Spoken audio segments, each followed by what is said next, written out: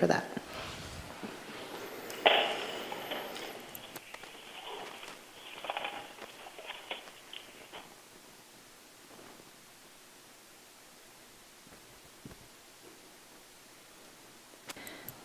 And please rise for the flag salute.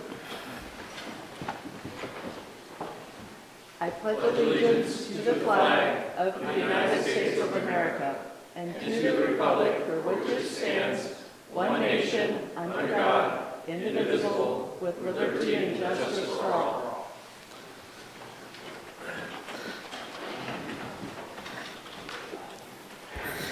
All right, I think we have a couple of counselors on the phone tonight. DJ Fazer, are you out there?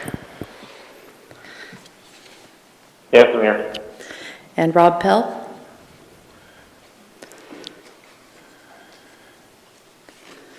Not yet? Oh, he is. I'm here. Okay, hi, thank you, Rob. All right, so we have all counselors present tonight, and we are going to start off with a proclamation in honor of Drinking Water Week.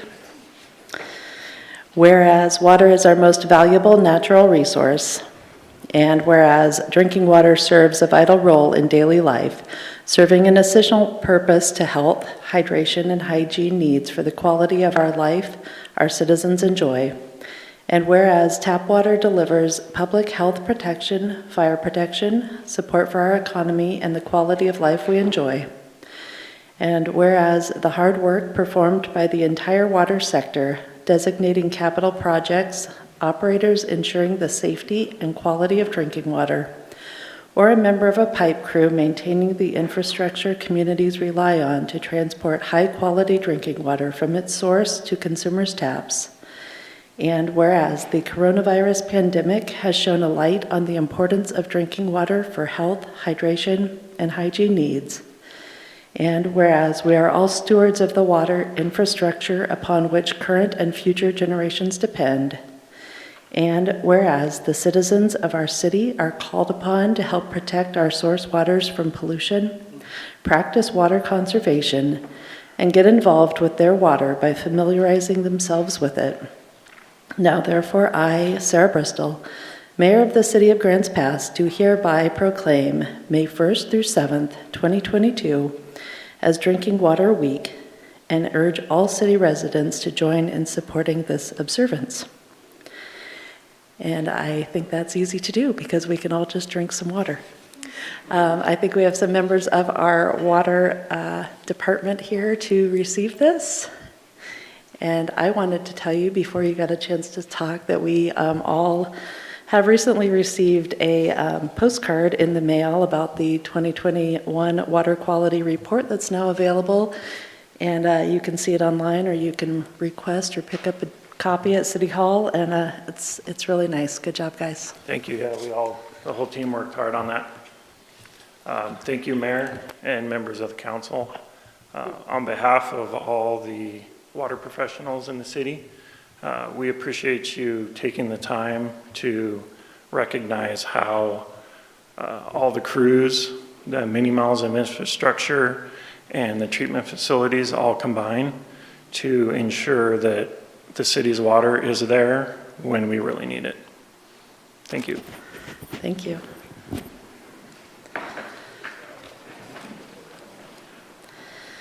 All right. Next up, we have a public hearing regarding our Community Development Block Grant Program. And it looks like Brad is coming up to get us started with that.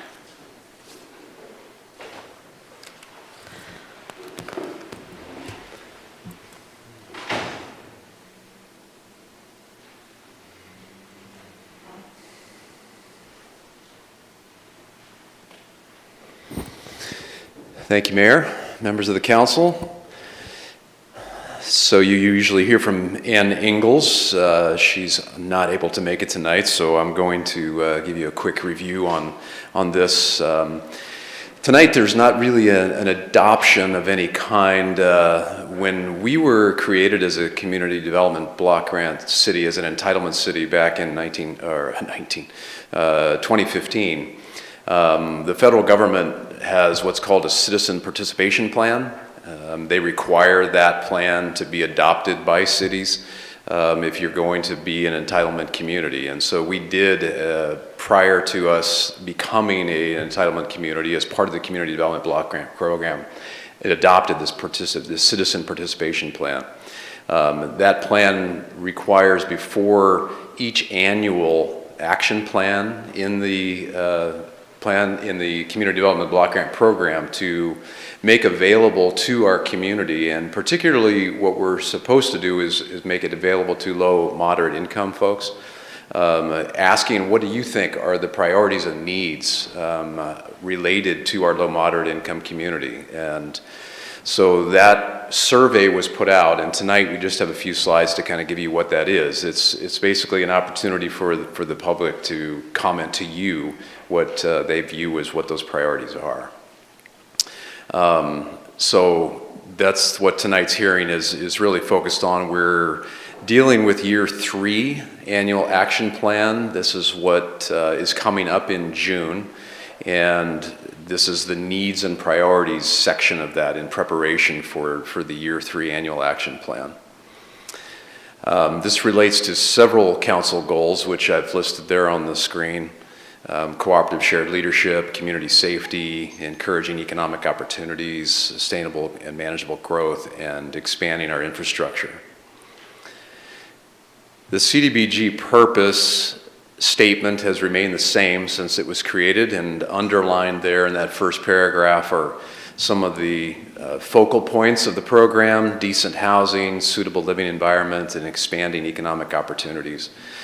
So the 5 major program areas are listed there at the bottom of the screen: affordable, decent housing, addressing and preventing homelessness, non-housing community development and public facilities, economic development, and then public services. So these were all the general topics that were addressed in the survey. Included in your packet tonight, Exhibit B, under this topic, was a more expansive list, kind of just reminding you of what the main goals are. The 5-year goals that we're working under are listed there. Those include the affordable and decent housing, homelessness, and the non-housing community development.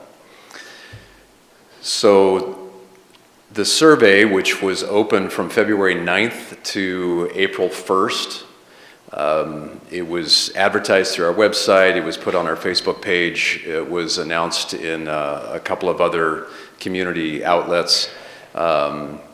We also sent it to about 30 people who have expressed interest in the CDBG program. They were emailed. We got about 46 responses asking, what do you think are the needs and priorities? And what came back are listed here. So the red topics are the 5 areas that I mentioned earlier that are basically the CDBG program areas. And then in each of those, the survey came back with kind of these as the priorities. So under homelessness and housing, permanent housing, transitional, emergency temporary shelters were all high priorities. Under community development, job creation and retention, employment training, and commercial industrial rehabilitation.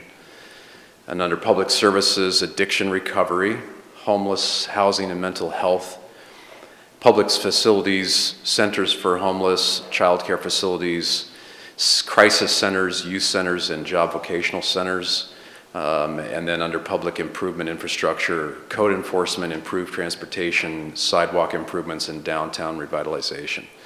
So those were what the 46 responses sort of came back as priorities. Just a quick overview on where we're at with the schedule. We, as I mentioned, had the survey open for about 7 weeks, February 9 to April 1. Right now we're having the council hearings, so if there's anyone else in the community that wanted to express to you what they see as their needs and priorities, they can do so. And then we're going to have the formal annual action plan public comment period start June 8th, and that'll run for about 30 days. And that's where folks will be able to see a lot more detail on what the year 3 programs will involve. And then we'll go through and the program year ends in September 30th next year. So we haven't received an award amount for program year. The CDBG refers to them as program years 2022. Congress hasn't made that decision yet exactly what the allocation will be. This year's allocation was about $394,000. It's increased a little bit, every 5 years. So we will obviously bring that number back to you once we get that figure. We are able, under the CDBG program, to have funds from prior years that are not spent to carry forward as long as they're meeting the intent of what that particular activity is carrying forward.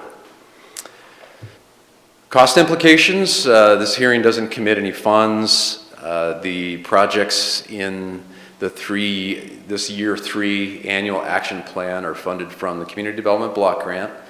And I already mentioned those funds haven't been finalized yet. So no action required for tonight. This is informational and to allow public comment if there is any. Thank you, Brad. Council, do you have any questions? Brian? Yeah, thanks, Brad. I'm seeing in the survey results that people were asked to choose answers in these categories, but it's not apparent how the categories themselves are prioritized by the survey results. What I'm getting at, were the survey results skewed towards a particular category, or was there an opportunity for people to prioritize by category?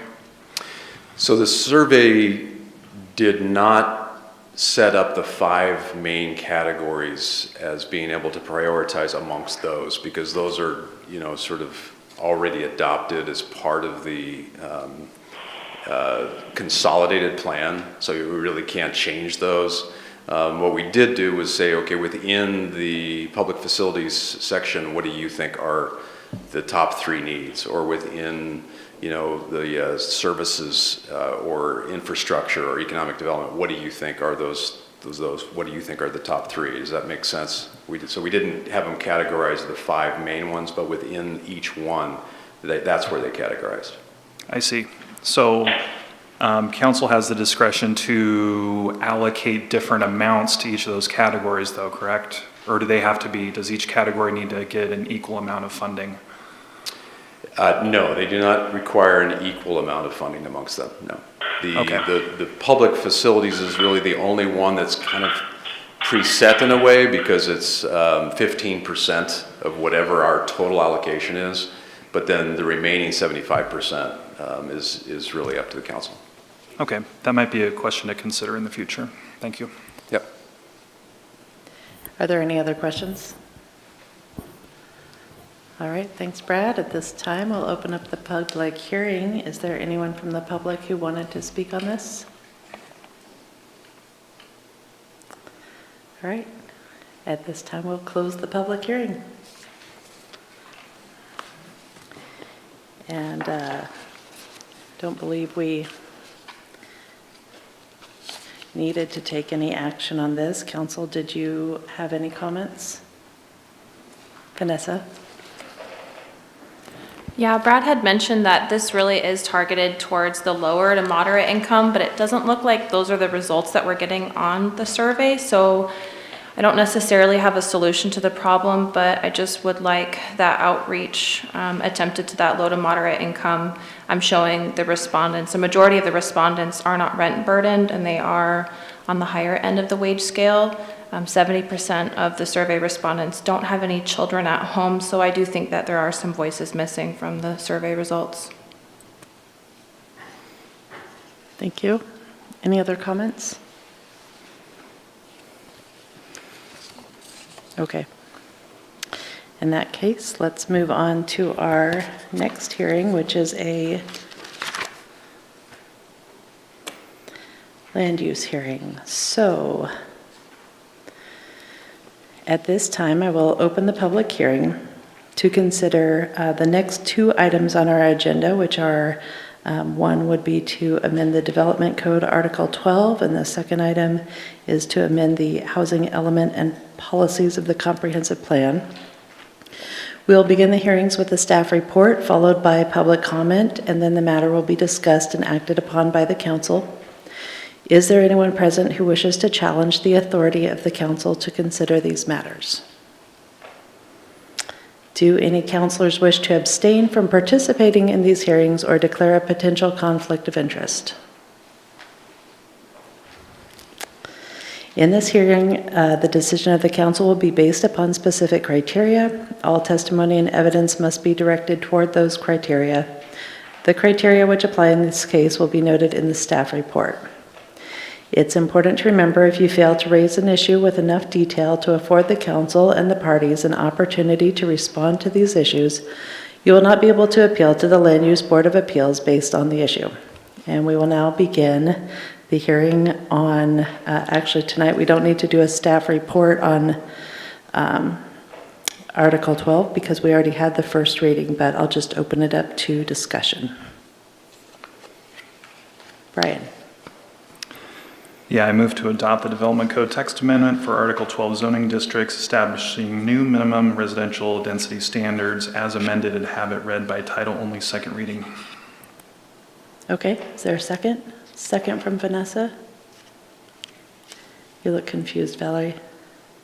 I do look confused. I guess I was waiting for Joel to speak up because this is the second reading of the ordinance and on the density. So that's why I was confused, is because at this point I was hoping to have more discussion on the item. So, and I don't know exactly how that goes. It's my understanding that somebody who had voted yes needed to speak up to ask to have a reconsideration. And so that's what I was kind of waiting for. Okay, well, we just had a motion to approve the second reading with the second. So is there discussion on that? Valerie? Yeah, I would just like to discuss, just because I'm not ready and I will vote no, because I do not believe that, I do believe in minimum density. I do believe that the 60% that was proposed by staff last time, I could live with, but I could not live with the 10%, less than 10,000 feet, because I do not think that it was well vetted. And we have had emails and builders reach out and say they are disappointed that we didn't have more conversation on that part of it, and so I will be voting no. Joel? Yes, I was going to make a motion for a reconsideration of that. We need to deal with Brian's motion first. The reason I was going to make that motion was twofold. One, we got some feedback from a young person I greatly respect, Casey Hayes, and he was talking about incentives. And then the other thing that struck me was the small lots and the discretion by staff, and it's not really clear, and it puts an increased workload on staff. And I would like to include some incentives, especially with those smaller lots. And I know that's not part of the code, but I'd like to have that be part of the discussion of our reconsideration. And as well as the amount of land that those small lots have. And then the third thing that I was going to want to know was when we put in the urban expansion boundary, it changed the zoning. And I don't know if our inventory of our and our needs analysis reflect that updated inventory or not, and it may or may not. But I wanted that information before we voted on this. So I'll be voting no on this. It doesn't mean that I don't support the majority of it. I just need more information. DJ.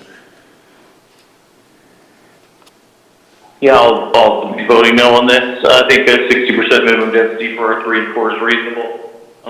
But it's clear that the council is overreaching and limiting the 10,000 square foot threshold I believe this is a mistake on council's part, and I think it's rooted in not listening to the constituency, moreover the development community. However, that being said, I'm not surprised because this has happened before for decisions regarding development in this community, and it's rooted in a misunderstanding of the greater goal of development. So I'll be voting no. Is there further discussion? Brian? Yeah, I think I would just say that I'm absolutely listening to the constituency with this motion to address the housing crisis, and by allowing that exception for less than 10,000 square feet, it takes 3/4 of the R3 and R4 land out of the exception, which completely nullifies any effect it would have on the housing crisis.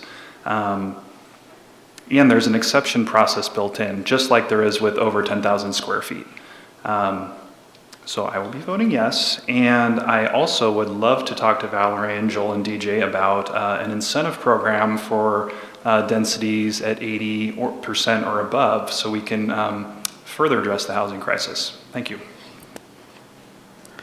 Is there further discussion? Valerie? Yes, in one of the emails, I just wanted to point out, and this is something that even Brad had mentioned, anytime we've dealt with land use laws, one of the most important things that you have is what's called clear and objective standards. That is just, we, as a matter of fact, as a city, in my time, have gotten in trouble through the state for not having clear and objective laws and making decisions that were not clear and objective. And I kind of feel like on this, with less than 10,000 feet, when you're dealing on lots, a lot of the R3, obviously a lot of the R3 lots are lots that have not been built on for a reason, because there are things like wetlands and those things. And I will say, I know that the staff is going to have to take a look at every one of those in terms of somebody coming on board and decide and go through the mathematical formula of how much is wetlands, how much is this, and how much is that. But that puts a lot more pressure on our staff to make the decision. And since there are so many of them, I think that you're better off to incentivize it than make it a requirement on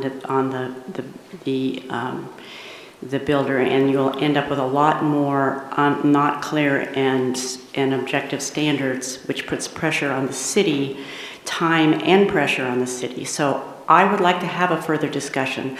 It also came to my attention at Friday's meeting when we were talking about housing, that there is a density code, that there's an overlay on the on R3 and R4 that does not show up right now in the city website under GIS. So if you go to GIS right now, for anybody who's looking to develop their land, the map that they're using is not the map that should be used, because they have an overlay that took effect upon the transportation plan, which was in, I think, 21 is when we adopted it, 2021.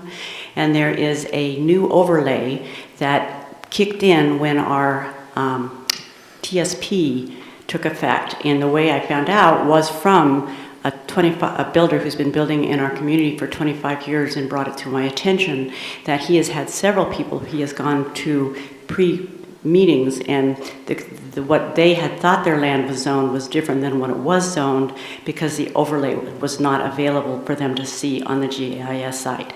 So to me, that worries me a little bit, that there's something out there that kicked in that we're not aware of that needs to be vetted and looked at. And so I don't know that when we wrote this up, whether the regular GIS or the overlay was used, but that will change what R3 zoning and the amount of land that is in R3 and R4 zoning. So I would just like to have that discussion. And I'm hesitant to pass an ordinance where the staff came forth, it went through UAPC one way, and on the fly, the night of the meeting, somebody stood up and said, oh, but I built something, so everybody can do it. And in a heartbeat, the council shifts this direction and just goes down that road. I think it needs to be further vetted before we make that final decision and end up with unintended consequences down the line. I'd rather do it right in the beginning than find those unintended consequences down the road. Is there further discussion? All right, so the motion was to adopt the Development Code text amendment and have it read by title only, second reading. And Brian, you made the motion. How do you vote? Yes. Rick? Yes. Kurt? Yes. Joel? No. Vanessa? Yes. Val? No.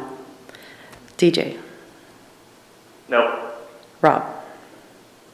Yes. Motion passes 5-3. Karen? An ordinance of the Council of the City of Grants Pass amending Development Code Article 12 zoning districts, establishing minimum residential density standards as amended.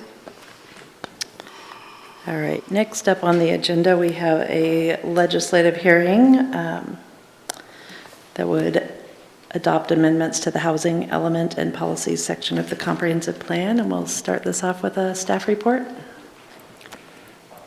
Excuse me, I'd like to make a motion because we did not have enough information. We did not have on the housing element and policies, it was not in the packet, so I would like to move this public hearing until May 4th so that the information that should have been in the packet for us to read can be presented. Okay. Is there a second? Vanessa? All right, any discussion on that? All right, Valerie, you made the motion to move the hearing to May 4th. How do you vote? Yes. Brian? Yes. Rick? Yes. Kurt? Yes. Joel? Yes. Vanessa? Yes. DJ? Yes. Rob? Yes. All right. We will move that to May 4th. Motion passes 8-0. All right.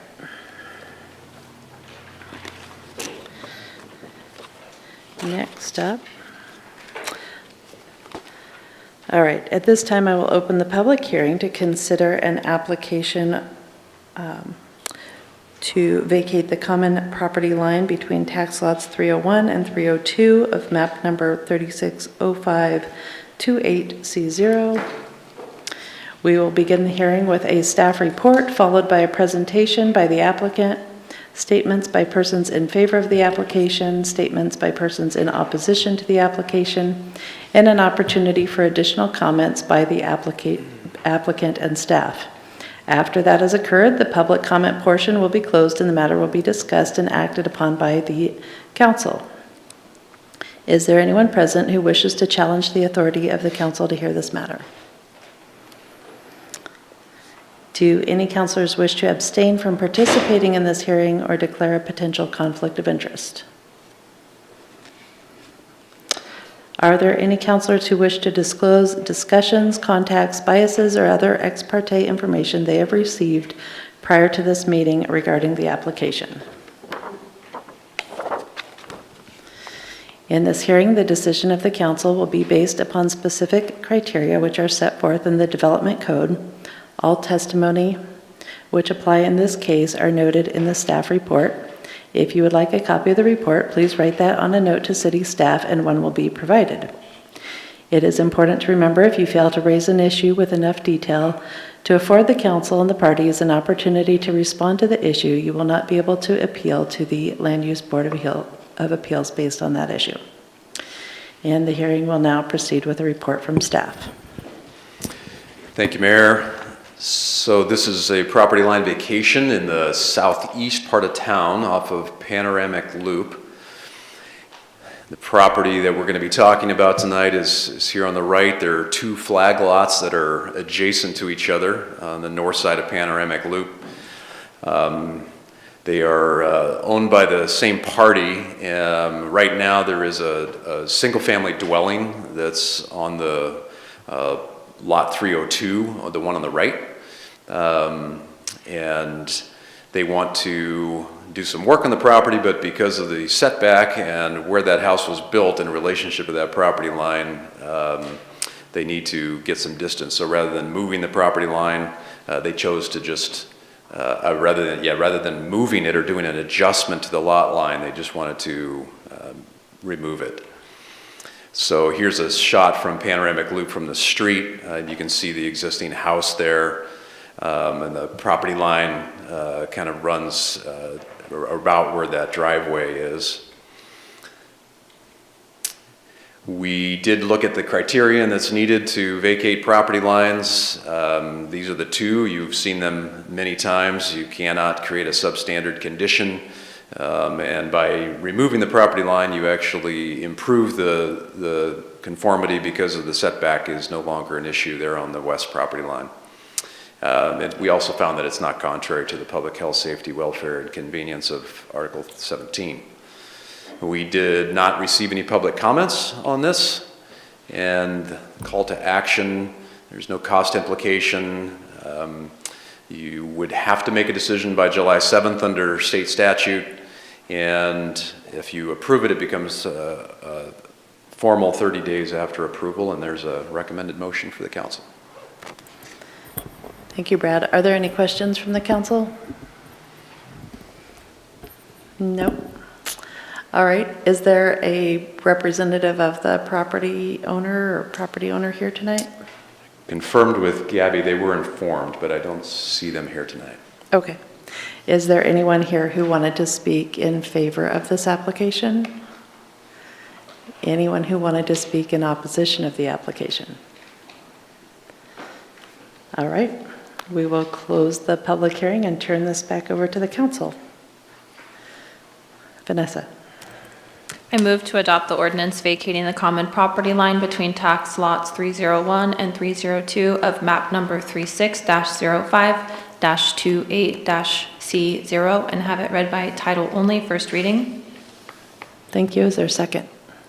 Kurt with the second. Any discussion on the motion? All right.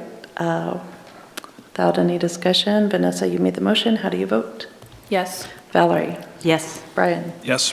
Rick. Yes. Kurt. Yes. Joel. Yes. Rob. Yes. DJ. Yes. Motion passes 8-0. First reading, Karen. An ordinance of the Council of the City of Grants Pass vacating the common property line between tax lots 301 and 302 of map number 360528C0.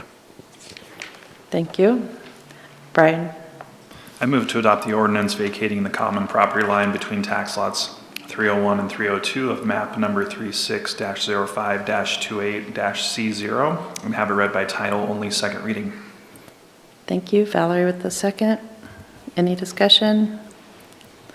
All right. Brian, you made the motion. How do you vote? Yes. Rick. Yes. Kurt. Yes. Joel. Yes. Vanessa. Yes. Valerie. Yes. Rob. Yes. DJ. Yes. Motion passes 8-0. An ordinance of the Council of the City of Grants Pass vacating the common property line between tax lots 301 and 302 of map number 360528C0. All right, thank you. Next up, council action items. We are going to consider resolution amending Resolution 21-7041.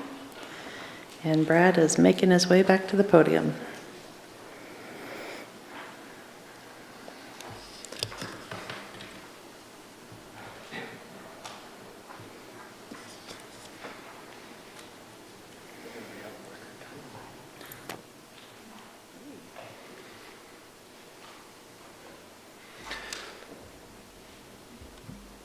So this is a time extension request for a BRAG grant that the council approved last year.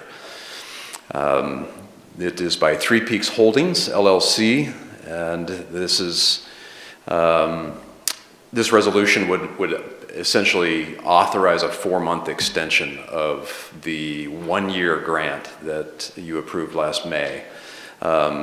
The way that the policy is written on these BRAG grants, they last 1 year. The applicant has to come into community development and basically file their building permit within that year. Otherwise, it expires. So at this point, they are getting closer to coming in for the building permit. It's a possibility that they may have made it but they chose to kind of play this one safe since they're getting close. So we do have Tyler here tonight, who is representing Three Peaks Holdings, and can speak to that a little bit more. In your packet, you also have a letter that gives a little bit more explanation. But just a couple of slides that kind of recap what you approved last year. This is the location on K Street. It's really close to the People's Bank there up of 7th. It's a vacant property today, and they are proposing to construct a mixed-use building. It would be 2-story, approximately 4,000 square feet on the ground floor. It would contain a laundromat and dry cleaner on the first floor and 4 one-bedroom units on the second floor. Road cleaner and laundromat has been in business since 1963, and in addition to expanding their current footprint, there will now be affordable housing options in downtown because of the one-bedroom units.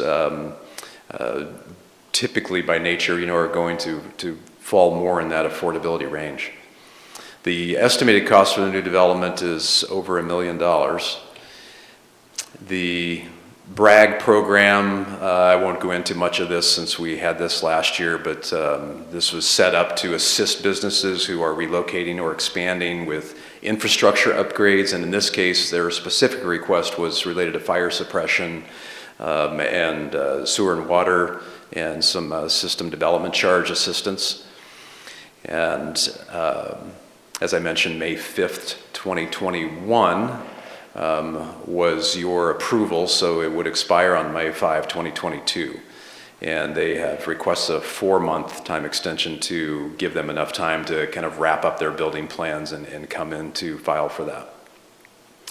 In terms of cost implication, the LB 6394, which is the BRAG grant program in our budget, is allocated $400,000 for this fiscal year. There's currently about half of that remaining. There is a maximum $50,000 matching grant on these, so at this point, we're anticipating probably the majority of that, but it all depends on the final invoices. Once those get submitted to the city, then that matching grant kicks in at that time and gets calculated after we see the actual receipts and invoices and costs. So the call to action date is tonight, should the council decide to authorize the extension. Thanks, Brad. Council, are there any questions? Joel? So Brad, I just had a question. When we had those for a 1 year was the original time request. And that is 1 year until the permit is applied for, or is that 1 year until the building's complete, or is that 1 year until you get the receipts? What is the period we're talking about? So the period is the 1 year within which the applicant has to submit for the building permit that demonstrates what those actual costs are going to be. Okay, so it's 1 year then until the building permit application is submitted. Right. Okay, so with that, and I know it's been hard to get anything done this last year because of COVID, because of labor and and this didn't have anything to do with supply, but labor and communications and that kind of thing, to me, there's not much difference between a 4-month renewal, a 6-month renewal, or even an additional year renewal. Are we sure that the applicant can get it done in 4 months? Well, that's 100% in their control, and we're just... So that's a question for them. Sure, yeah. I can ask the Honorable Tyler that question when it's time. That would be my recommendation. Okay. That is what was in their letter. Okay. You can ask him right now. I can. Honorable Tyler, can I ask you a question? Absolutely, go ahead. Okay. That's why I'm here. I know, Tyler, I know. By the way, I like you, but that's irrelevant. Okay. Are you sure you can get it done in 4 months? Yeah, I mean, we've already submitted civil plans, so we're just waiting for that approval. Once that's done, we're going to be submitting for the building permit. We're anticipating 2 to 4 weeks, probably before. So, I mean, we're getting close. Okay, thank you. You're welcome. Are there any other questions? No? All right. Guess that's all of our questions. It is a public hearing, and if you want to speak on your behalf, you are welcome to, Tyler. No, I think Brad summed it up well, so. Okay, Thanks. nothing to add? Okay. Is there anyone else here who wanted to speak in support of this application? I guess we've moved on to council action. Is there anyone here who wanted to speak on this at all? No. Okay, we'll close the public comment and turn it over to the council for discussion. Valerie. Yes, I see absolutely no reason not to give it to him. I'm very excited to see this happen, and I'm very thankful that you are putting those units in there and helping with our housing issue. So I'm going to move to approve the resolution, amending Resolution 21-7041, awarding Three Peaks Holdings LLC a business retention and relocation assistance matching grant up to $50,000 for property located at 228 Southeast K Street, to assist with fire suppression and infrastructure charges. This approval includes a time extension of 4 months from the date of adoption of this resolution. Thank you. Is there a second? Joel with the second. Any discussion? No? Okay. Valerie, you made the motion. How do you vote? I vote yes. Brian? Yes. Rick? Yes. Kurt? Yes. Joel? Yes. Vanessa? Yes. Rob? Yes. DJ? Yes. All right, motion passes and the extension is granted. Next up, we have a resolution that would authorize the city manager to enter into a contract with the Grants Pass Josephine County Chamber of Commerce for visitor services. Hi, Aaron. Well, good evening, Mayor, Council, members of the public. As the Mayor mentioned, here to get your approval on a resolution that would renew the contract with the Chamber of Commerce and the city. We do contract with the Chamber of Commerce to do Welcome Visitor Center activities on the North Welcome Center location. Scope of services, I think you're all familiar with. Josie does provide annual reports to us on the numerous activities that occur at the Welcome Center, and that includes just being an ambassador and being a location for people to come and get information. It provides, the contract also provides for designated hours. They vary from 40 hours per week to 48 hours per week with some specific times that they're to be open during the holidays. And they're there to help provide also additional information and relocation packets and other promotional type of activities for tourists and future visitors and potential residents. So the contract itself really has two main points that are changes within the contract. The first is to increase the annual sum from $74,062 to $85,000. And also they requested the removal of wording that limits the CPIU increase to a maximum of 3%. So there would not be an increase CPIU maximum. It would just float with whatever that CPIU was on an annual basis. So for instance, we'd be looking at like 6.3% if we're currently looking at the CPIU now is what would increase on an annual basis based on whatever we project each year. So your call to action is scheduled for this evening. Your cost implication, this comes from lodging room taxes. It's $85,000 for fiscal year 23-24 with a COLA increase between anywhere from 1 to 6.3%, no matter what that it ends up being on an average for January 2023. And in each year of January the following 3 years, there would be a COLA that does not have a limit associated with that. Alternatives, council can adopt the resolution as proposed. You can propose changes to the adopted resolution, or you can also defer the action to a later date. And there's a potential motion for you, and I know Josie's also in the audience. I turn it over to you, Mayor. Thank you, Aaron. Council, do you have any questions for Aaron or Josie from the chamber? Valerie. Yes, I noticed one of the things, the prices that has gone up is payroll. Can you tell me how many people are on payroll up at the chamber and how many volunteers you also have up there working with the chamber?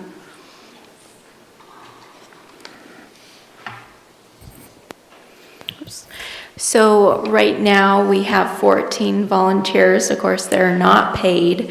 And then for staff, we have a total of 5. I am the only full-time position. The rest are part-time. So actually we Currently only have 4 other part-times. But not all of them are in those wages. As you can see, I think it was like 57,000 was for wages.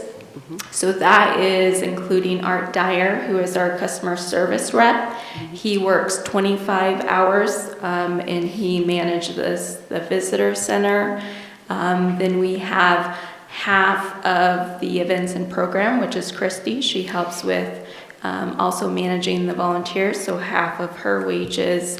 And then also partial of our accounting, and then also half of our other staff member that assists with the visitor center.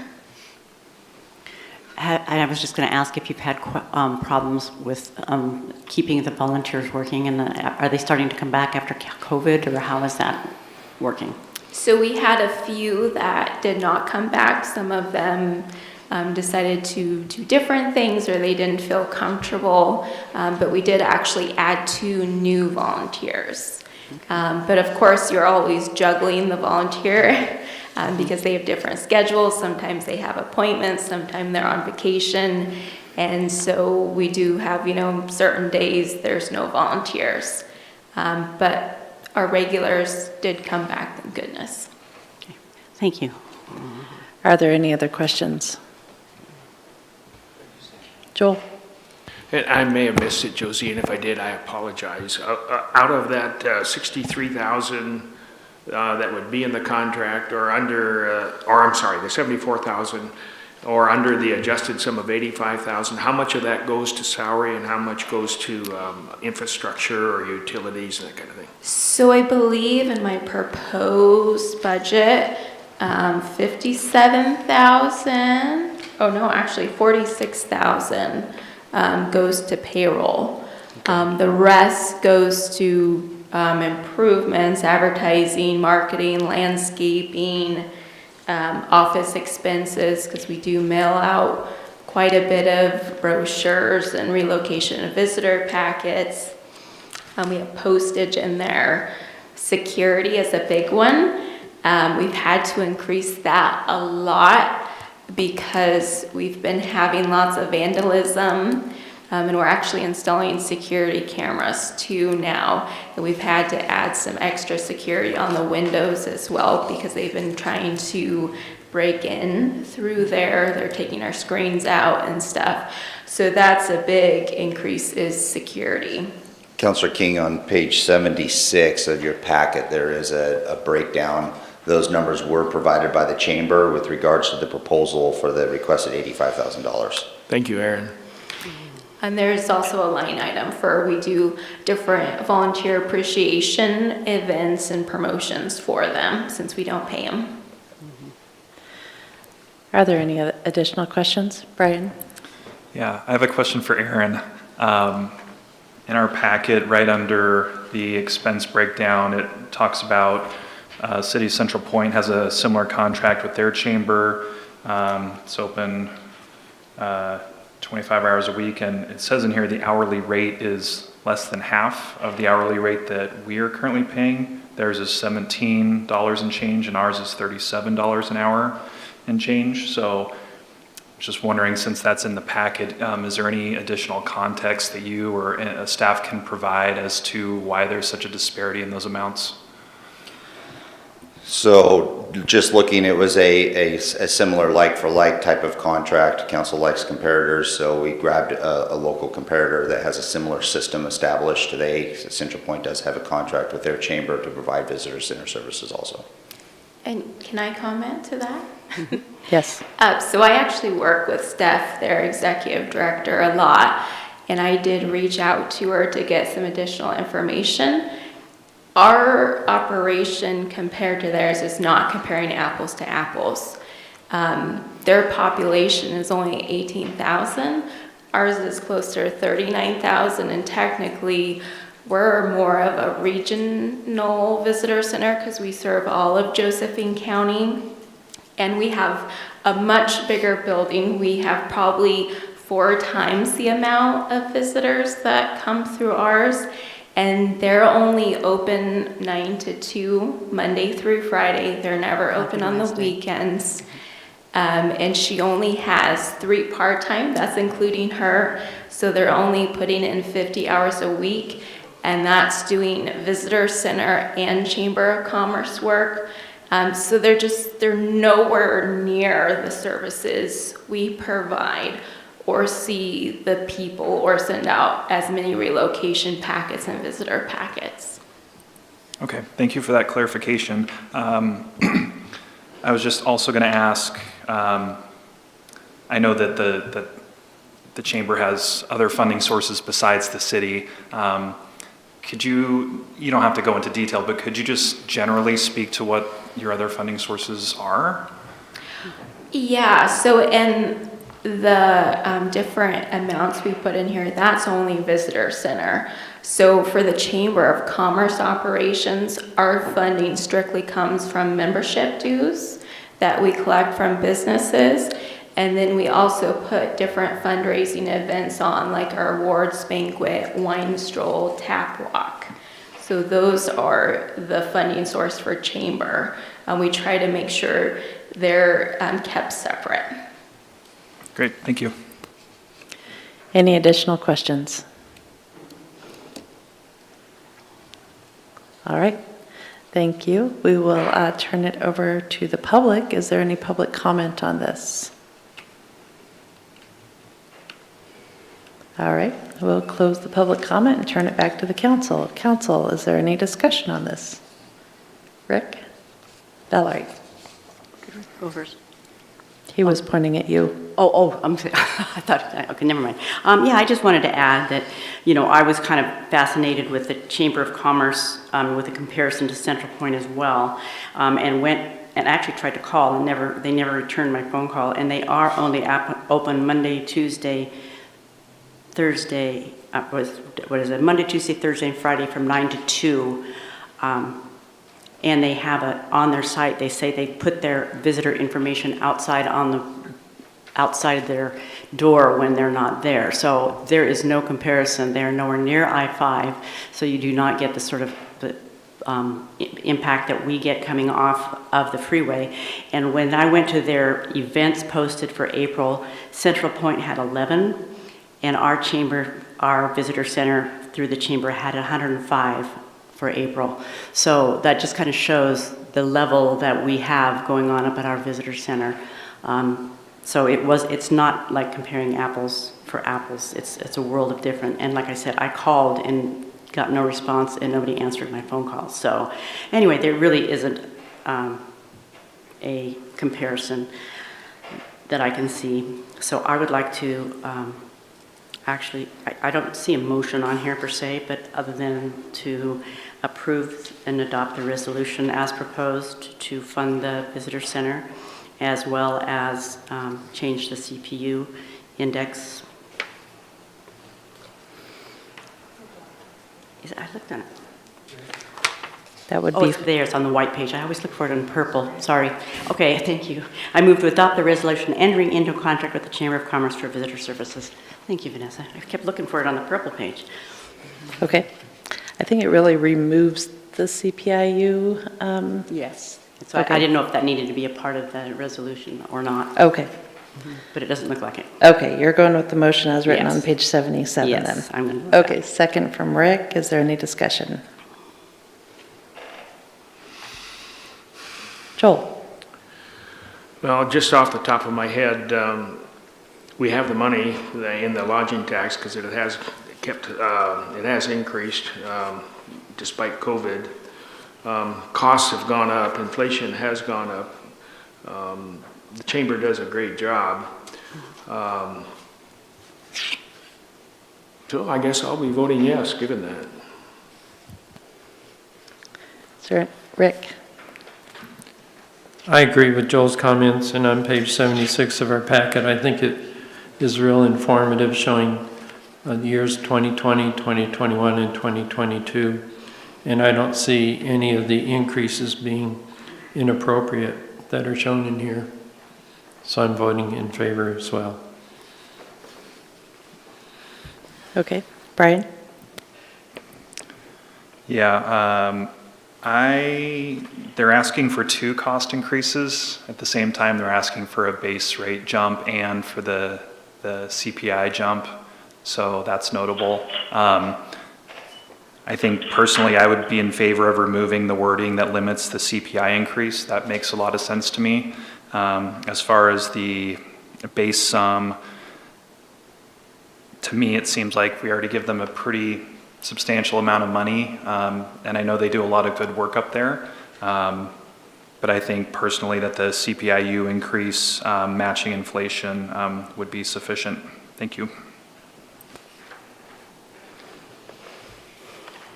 I have a clarification for Augustus, maybe, or Aaron.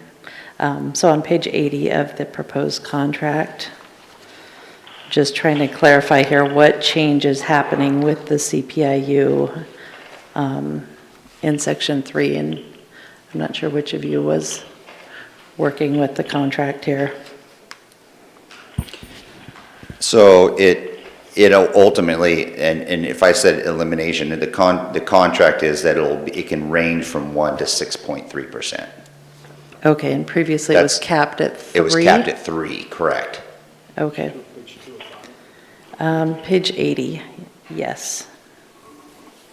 Brian? I'm just wondering how that range was created, the 1 to 6.3. I believe that was both the 85,000 increase and the CPIU change was requested by the chamber.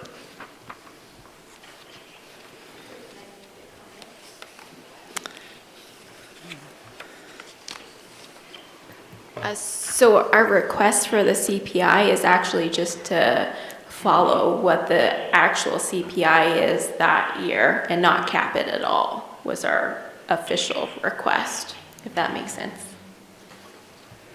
Yeah, that makes sense to me. I mean, I could see, outlier years being above 6.3 or potentially below 1%. So I don't know, those seem like kind of arbitrary percentages to have in there. Okay, further discussion? Rick? So for further clarification, on page 80, between 1 and 6%, so is the CPIU open-ended, or does it have that cap? Currently, the way the contract reads, it would have a base minimum, no matter what the CPI is, of 1%, and it would have a cap, no matter what the level is, at 6.3.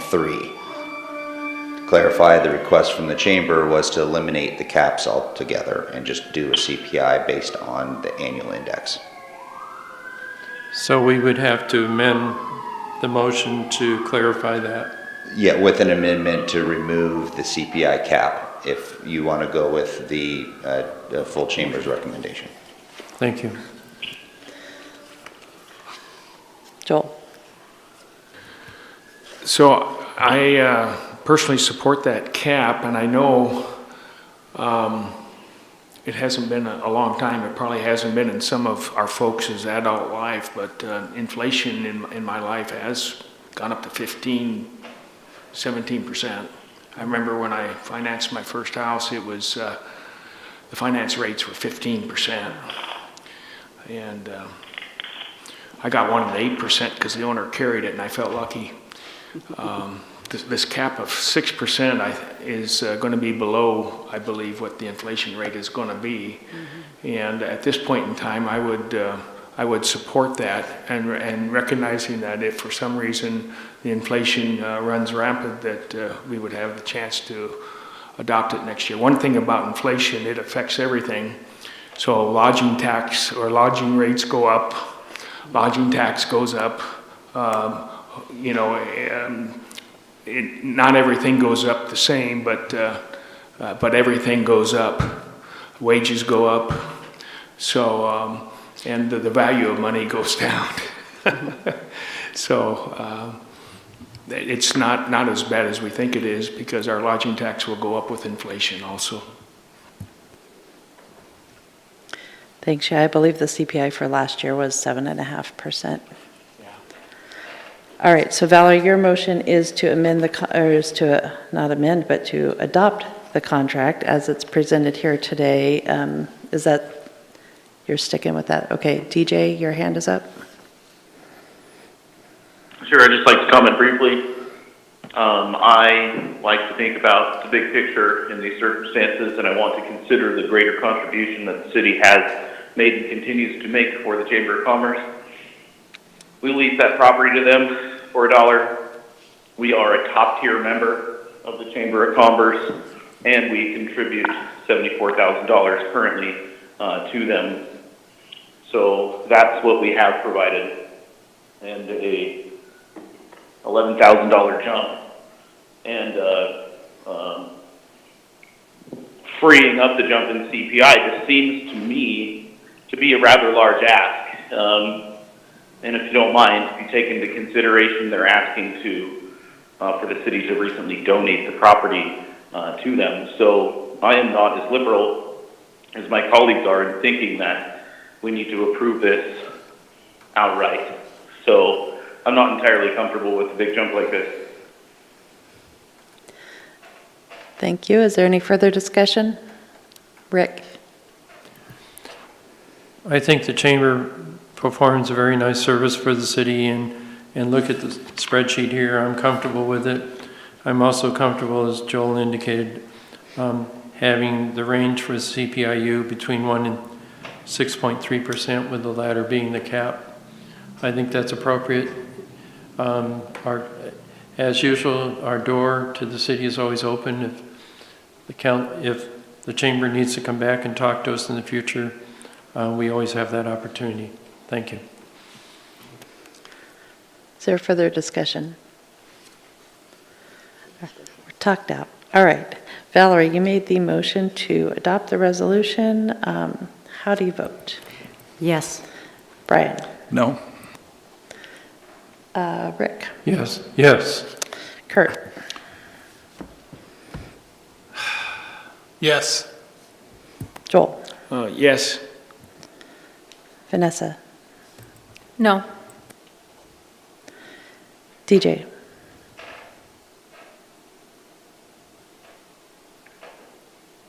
I'm willing to negotiate further with the Chamber of Commerce, but as far as this act goes, I don't know. And Rob? No. All right.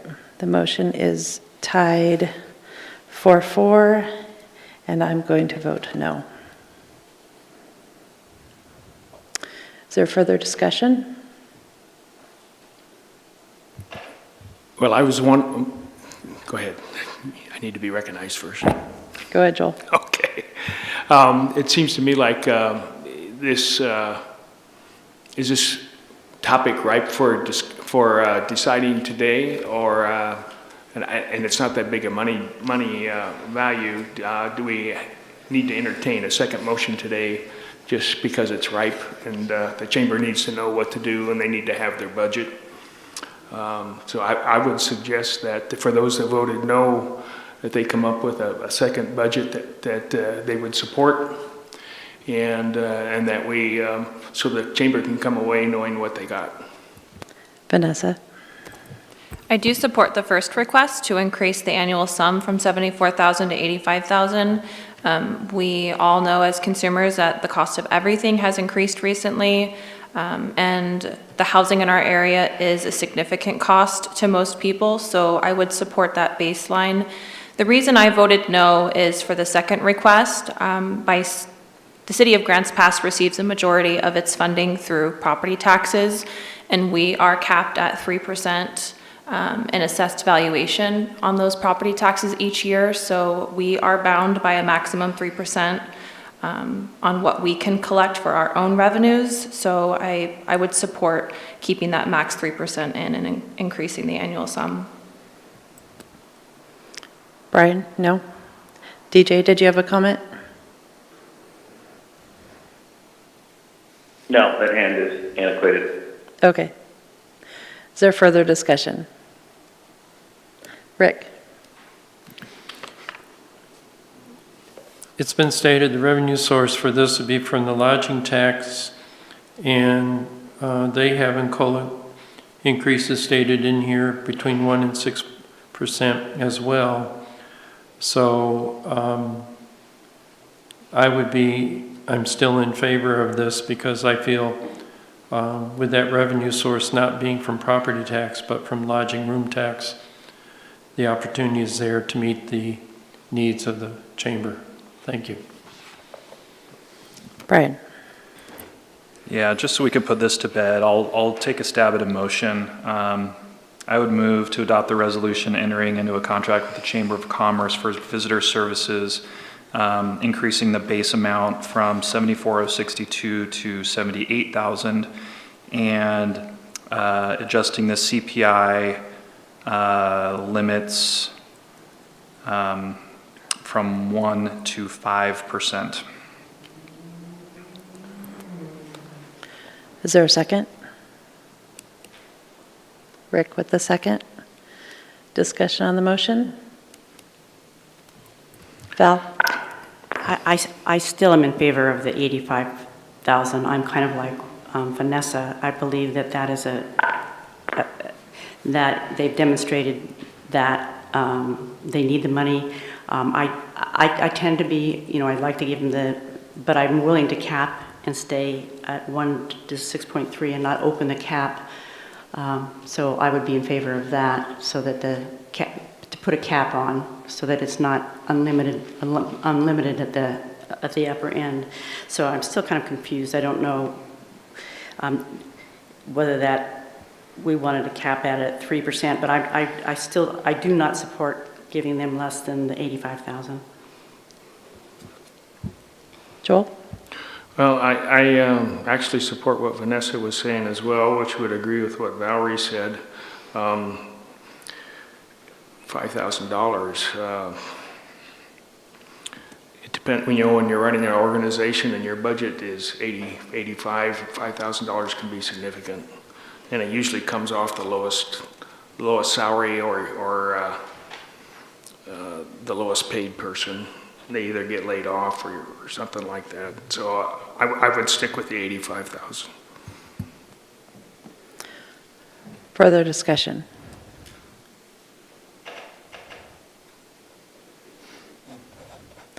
All right, well, I'll just state because my no vote was because the total dollar amount was an increase of 15% over last year's, so this would bring it down considerably. And even though it's not big in terms of dollars, it is big in terms of percentage, and we just can't have things growing by 15% year over year. It's unsustainable. So we have a motion on the table that was to enter into a contract with a base rate of $78,000 and change that CPI limit to be 1 to 5%. And if there's no further discussion, Brian, you made the motion. How do you vote? Yes. Rick? No, for the reasons that have been recently stated. Thank you. Kurt? Pause for effect. Yeah. Joel?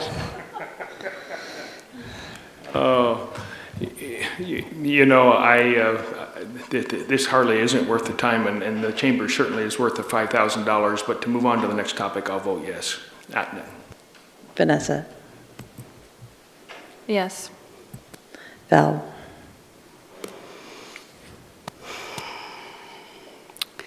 This is tough because I could say the same thing. I don't necessarily want to keep going with this, but I'm going to vote no. DJ? No, I am definitely not a fan of shot from the hip ad hoc politics, and this is what we're doing. The appropriate measure would be to send it back to the chamber, readjust their budget accordingly, demonstrate to us that it could work, give us some extrapolated expenditures, and then I'd be willing to approve. My answer is no.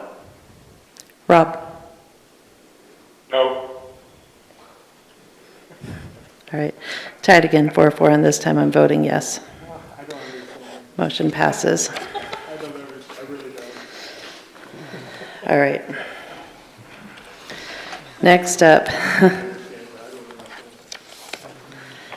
Sarah, can you hear me? This is Rob. Yes. Because I've raised my hand several times, but you don't seem to recognize that. Oh. I thought that's coming through. No, I can't see a computer, Rob. Okay. Sorry, did you have Anyway, well, it's gone now. It's been a couple times, but I guess I just need to yell or something. DJ texts me a hand, and then I know that he wants to speak, but I see. Karen, can you see when he raises his hand? Because I pressed *5 and it says hand raised. Yeah, I don't have any way of seeing It says that. hand raised. Hang on just a second, Rob. It was raised for quite a long time from the beginning of the meeting. I didn't see it go away and come back. Okay, so you can see it? Yeah. Okay, we'll have Karen try to keep an eye out for your hand, and she can flag me down. But certainly, if we're jumping over you, pipe up and say something, and we'll get your comments. Did you have something about the last? No problem. No Oh. problem. It's over. That's fine. We'll move on. Okay. Okay, let's see, next up on the agenda, how about a resolution authorizing the city manager to allow commercial activity for a powwow at Riverside Park? Good evening, Mayor, Council, members of the public. Okay, so I think it gets easier as we go on this evening. So this one I think will be an easier one. As the mayor mentioned, this is a request to approve commercial activity in Riverside Park. We currently have code that does not allow for commercial activity in public parks. So if that is something that a group is wanting to do, it does require council approval. Administration does not have the authority to do so.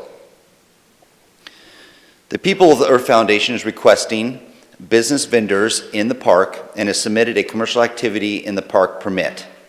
And as I mentioned before, it is unlawful to provide a commercial activity in the park, and that clause is why we're talking to you today about that.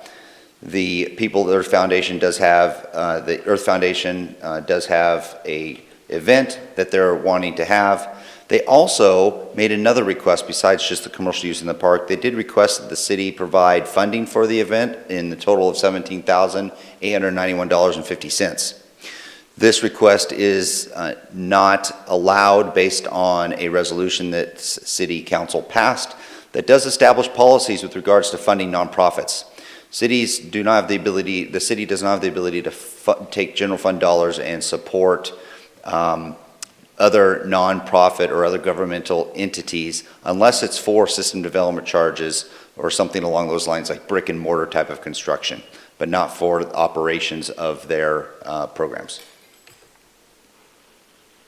So today what you have in front of you is a call to action for this evening.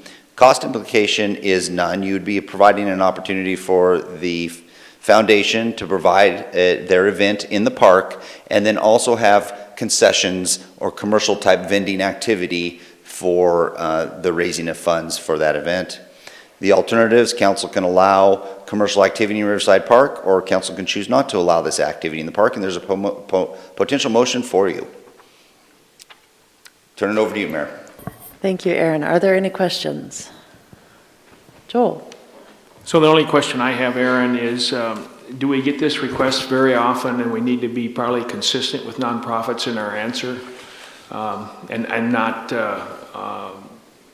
discriminate against any group one way or the other? Have we got requests from this in the past, and in the future do you anticipate more, and what's our consistent answer? So I think there's been just a very few that have occurred in the past. You have like active clubs, back to Boatnik, that occurs, and that's a different scenario because that's a contract where they basically own the park for a week, and so that's a little different. It's not a like for like. You will, I think, see some other of these as we move forward and people start to want to use the parks more. There's another one following this one that I'll be talking to you about, which is another commercial activity opportunity where some private businesses are wanting to utilize public infrastructure for an event. And so I can see this happening, a half a dozen to a baker's dozen time a year. And it is a relatively focused question, and that is if there is a nonprofit or a for-profit and they're bringing in commercial activity, it does require your approval. Other questions? Valerie? I guess my question is, because I know they've always had this powwow at the park. I mean, I've been aware of it, but it's just, have they we've never had to approve it before, or they just did it without a permit? I mean, just curious. So one of the things that I believe that we've discovered is we did have a contract with a firm to do the recreation scheduling for these events. And some of our city policies were not being followed appropriately. And so this may be one of those in the past where some things like this may not have come to council when they should have, not knowing what the activities were because the third party was doing the scheduling. Vanessa? Although it's not possible for the council to fund the operating costs, would it be possible for the council to waive any city fees associated with holding the event? So if the one fee, you can waive one fee according to our code, and that's if you're a nonprofit. Unless the nonprofit has any kind of commercial activity, then the fee isn't waivable. Thank you. Rob, we are showing that your hand is up, so I don't know if that is a remnant.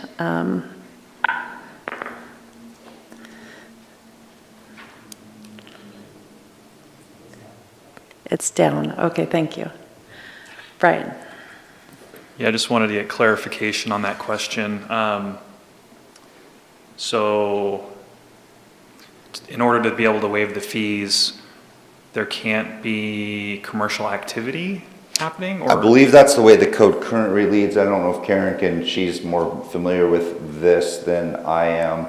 But we're looking at the code. I remember specifically stating in municipal code that the fee for the park reservation fee or something, I believe, can be waived if it's a nonprofit, and staff can make that call.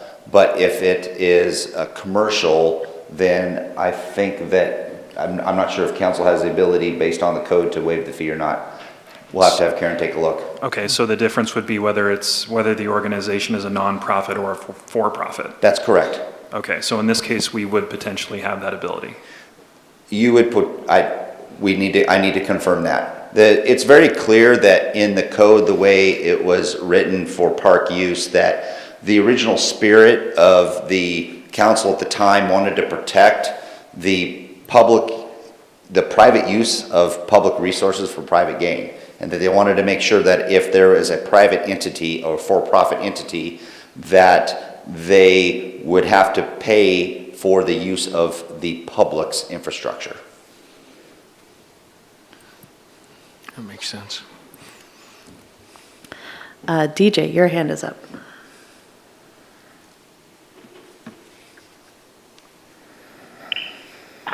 So in looking at their expense request, in effect, that's $18,000 somewhere in there is in part asking for compensation of fees and everything else, including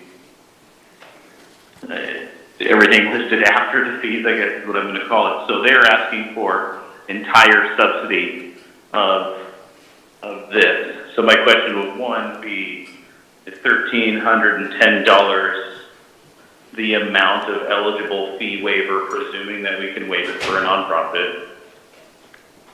That's the first question.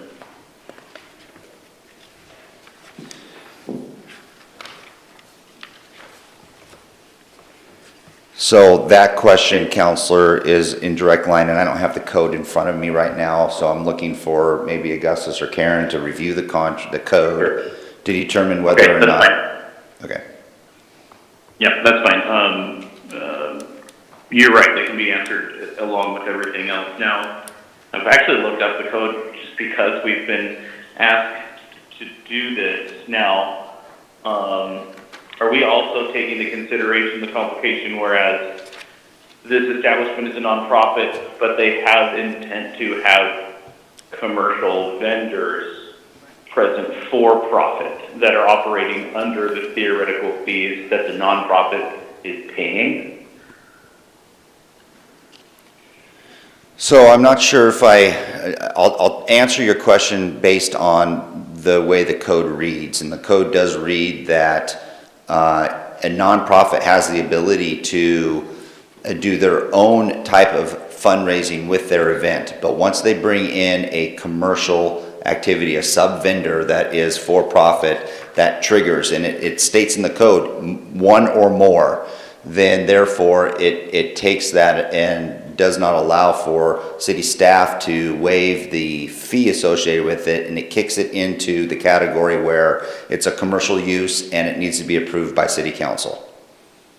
Okay, understood. I do have a couple more questions, but I will wait until the other questions are satisfied. I suspect they might answer mine. Thank you. Joel? Well, having been involved with powwows before and working with out in Selma and Cave Junction and a lot of ceremonies, they've done a great job of putting it on at their own expense. And I know it'd be nice from their perspective for us to pay their fees. So the commercial activity, so I'm okay with having them pay the fees and us not reimbursing them for that. I think we need to follow that and hold that line, and they're going to be fine. They're going to do a good job, and they're going to enjoy their celebration. And people could disagree with me, and that's fine. The other thing is on commercial activity, the only thing that bothers me is this would be in the public interest, I would think, in terms of a cultural event, and I've actually bought things before at the powwows that were commercial, and they were nice items. The only thing that I have reservations with is if another nonprofit comes in and does something and sells something that's not in the public interest. I could think of several things. I could think of knives. I could think of weapons. I do own guns, but I don't think we should be selling weapons. We do have code against those that? type of things. Okay. Yes. And I'm not sure about legal substances. I guess we do sell liquor, marijuana. I don't know. But I'd be willing to take the risk and allow them to sell commercial activity. Give them the opportunity to do that. I think it's in the public interest, and if there is something in the future that's not in the public interest, regardless of who they are, I wouldn't hesitate to vote no on it. So I would support the commercial activity. Val? Yeah, I'm certainly all for having them utilize the park and approve it as it is. I think you kind of step into territory when you start giving people money for things. I think part of the whole thing we've tried to do is to cut some of our event spending. So jumping in and, I think it's a great activity. I look forward to seeing it down there, and so I want to give them the permission to do it. But I believe they should do the commercial part and they should do it on their own. So we should just grant them the permit to do it, because I think you're walking dangerous territory if you start opening up. Then you have all sorts of issues down the road with this and that and whatever. So I do believe that they will be able to, should be able to use the park. They should be able to use it for commercial activity to help get some of their funding for the event back from that operation. Was there a question in there? No. Okay. DJ, did you have a question? I do. In reading through this, I am detecting a undertone of a religious connotation. Is there a religious connotation to this event? I am not that familiar with the event counselor to be able to tell you if there is or not. Yeah, DJ, I think it could be considered a spiritual, cultural event, community celebration. And I believe Augustus has something to add to previous questions. I guess just presuming that it does have a religious connotation, I'm going to be proceeding even more cautiously outside of the commercial activity. Augustus. Yes, so to address the question about waiving the fees for a nonprofit, because this would be considered a special event, Under our code, there's a provision under 4.04.065 that essentially states that a sponsor may either be a nonprofit organization, as defined in section 40402, or an organization that will realize a profit from the event. Where the sponsor is a tax-exempt organization, a special license fee is only required to be paid where one or more of the temporary booths or stalls are a business as defined in section 404.020. So individual vendors would qualify as a business under that provision 404.020. Brian. Thank you for that clarification. I move to approve the resolution allowing commercial activity in Riverside Park. Hey, we haven't done public comment yet. I'm sorry. Spelling questions. Does anybody have questions? Yeah, question, few comments. Kind of all over the place. All right. Is there anyone from the public who wanted to speak on this issue? No. Okay, we'll close public comment. Go ahead, Brian. I move to approve the resolution allowing commercial activity in Riverside Park for the People of the Earth Foundation's Native American Arts Festival and Mother's Day Powwow 2022. Is there a second? Val, thank you. Discussion on the motion? Oops, sorry, I did that. All right, Brian, you made, DJ, Yes, go ahead. Okay, go ahead, DJ. Sure, of course. Let's see. I'm going to be voting no on this. I would tend to maybe subsidize the park fees on the basis of them being a nonprofit. It's my understanding that subsidizing any further would be inappropriate given the commercial activity, and especially, moreover, we will be subsidizing directly Hey, DJ. a religious organization. Yes. Sorry to interrupt you. I just wanted to clarify. The motion is to just approve allowing the event to happen with commercial activity, but there's no subsidizing.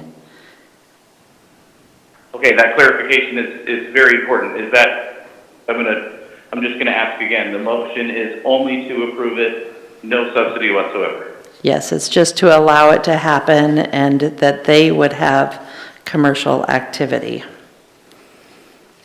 Okay, I must have heard it differently as I was reading while it was said. Thank you for the clarification. Okay, yeah, it's the same as written on page 86, if you have your packet. Did you, do you still have comment? No, thank you again for the clarification. Okay. Is there further discussion? Joel? Well, I would just encourage all of us to vote yes for it and to attend.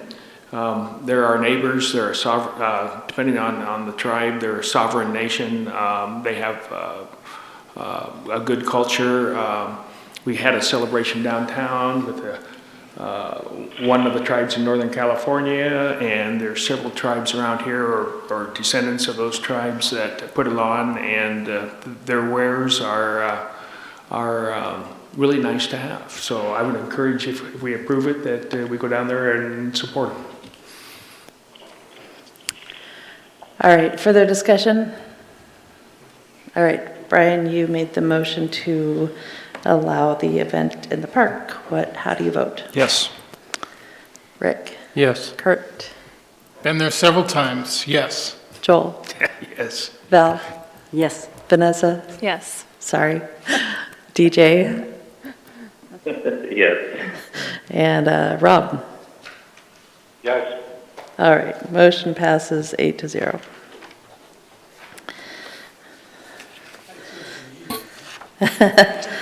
This one will be easier.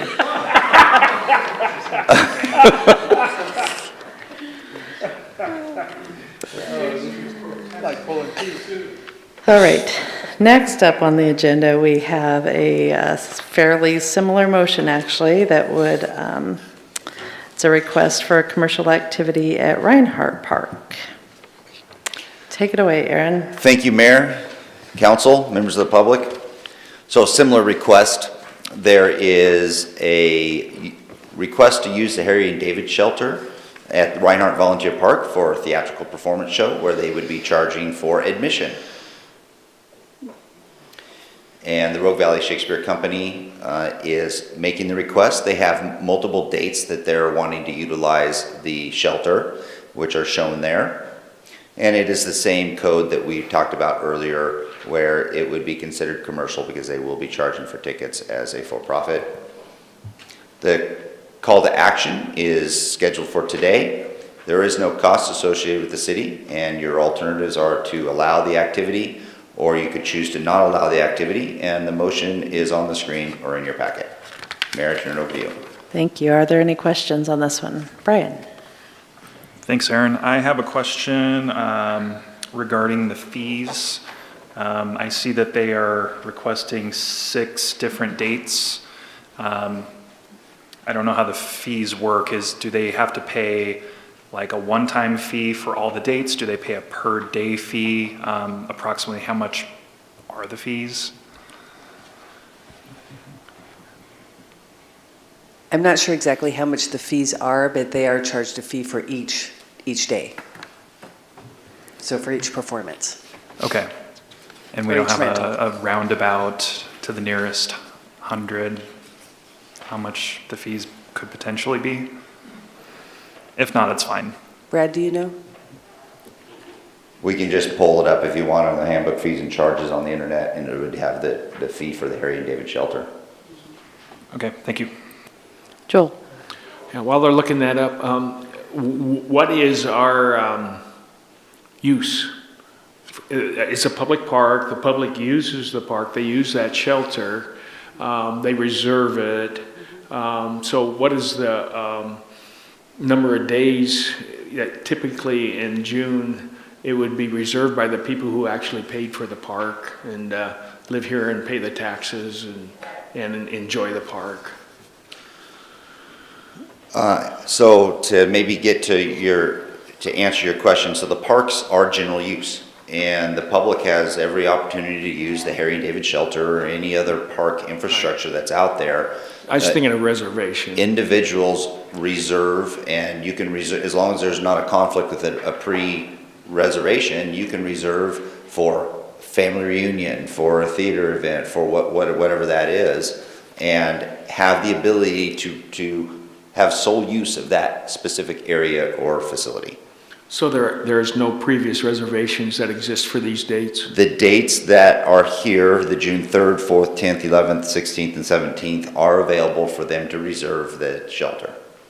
Okay. Sounds like a great community event. And the fee to rent the shelter is $133.75. Great, thank you. Joel?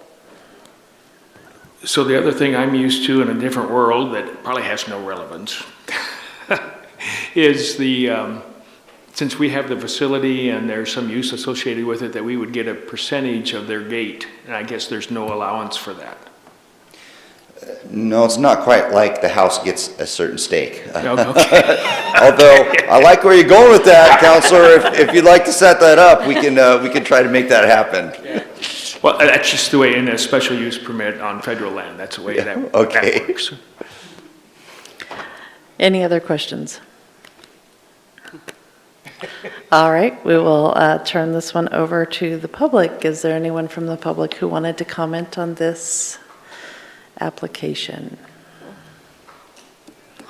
All right, seeing none, we'll close public comment and turn it back to the council. Valerie? Yes, I'm going to move to approve the resolution allowing commercial activity in Reinhart Volunteer Park for the Shakespeare in the Park event. All right, we had a second from DJ. Any discussion on the motion? All right, no discussion. We will move forward to the vote. Valerie, you move to approve. How do you vote? Yes. Brian? Yes. Rick? Yes. Kurt? Yes. Joel? Yes. Vanessa? Yes. DJ? Yes. And Rob? Yes. All right, motion passes 8-0.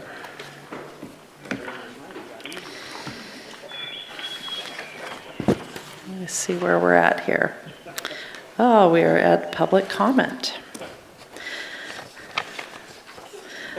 How about that?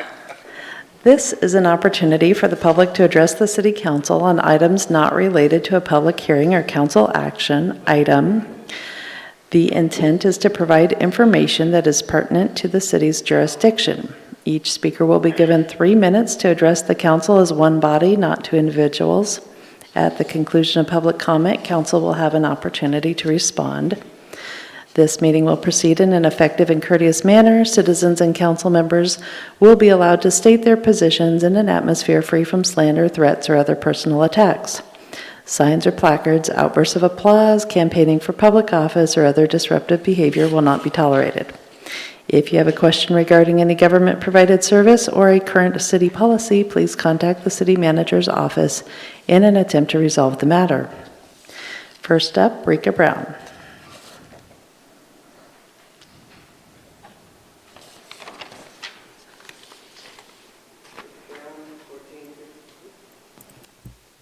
Rika Brown, 1415 Southwest Bridge Street, Grants Pass. For National Drinking Water Week, our Public Works Director tells us in the city's website, our bodies are made up of mostly water, and we need to stay hydrated to stay healthy and function properly. The same can be said for other living things in our cities that thrive on sprinklers. Life that is impoverished and dying where properties dry out over the summer due to high unit rates imposed by our cities on our water use. Water is the wealth of any ecosystem. Watering stores water in surface soil and plants to guard against fire.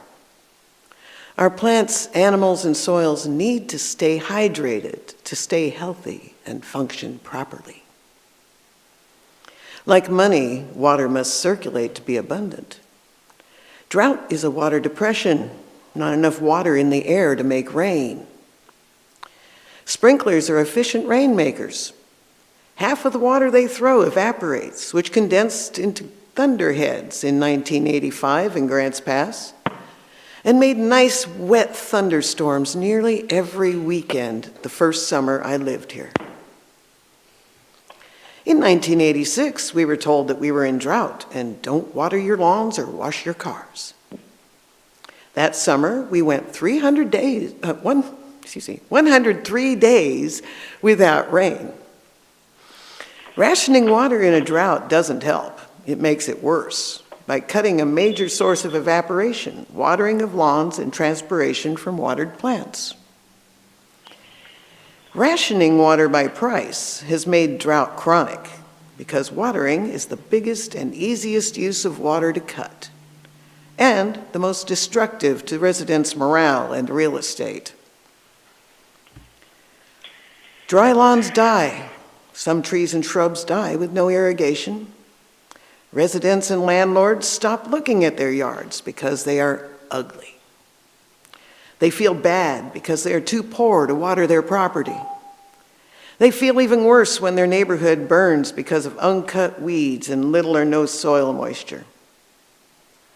Clean water is not just for drinking and household use. The first man the Lord God made was a gardener. The first woman, his helper. Gardening, which includes lawns, is perhaps water's highest and best use. It reaches to the heavens and makes rain. Thank you. Thank you. Next up, Stephen Nelson.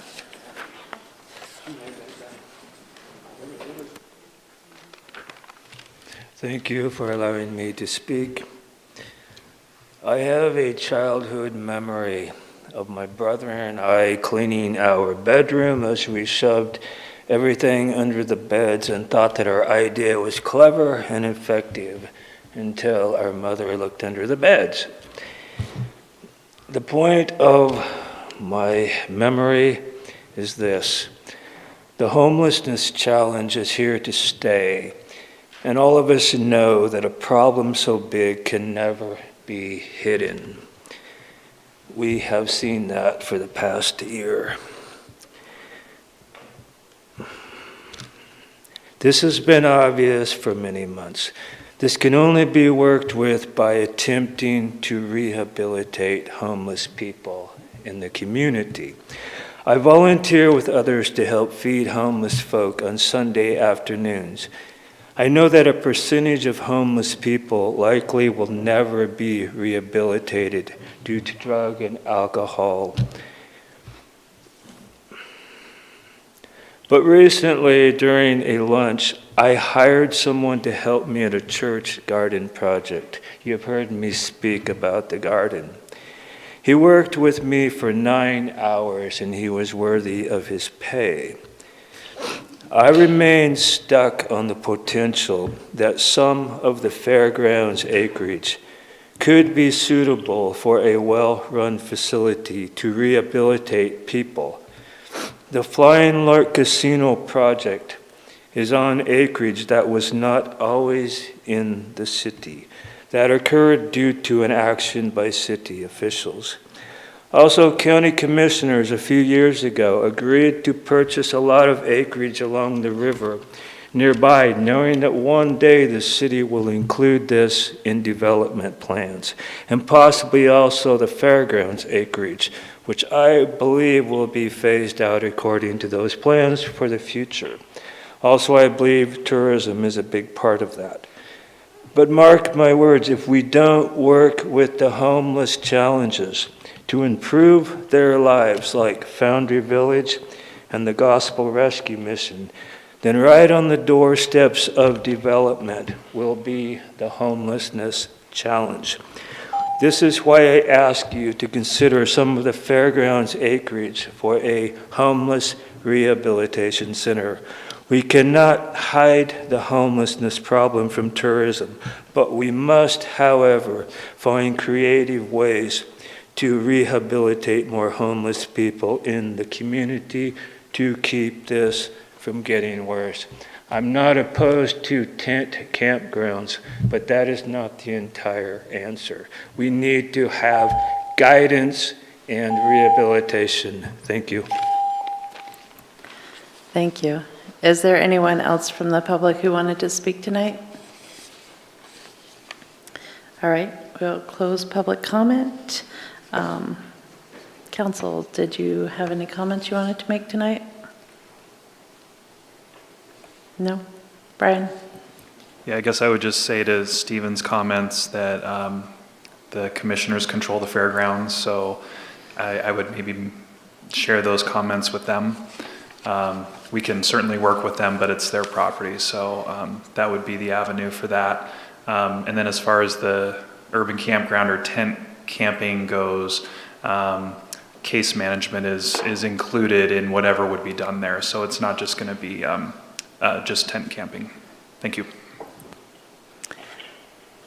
Any other council comments? Joel? And you're right. The remaining gap we have in mental illness and addiction services, we're 49th out of 50 states, and our addiction rate is, I think, second in the nation. So I don't want to sit on our laurels. We got a long ways to go.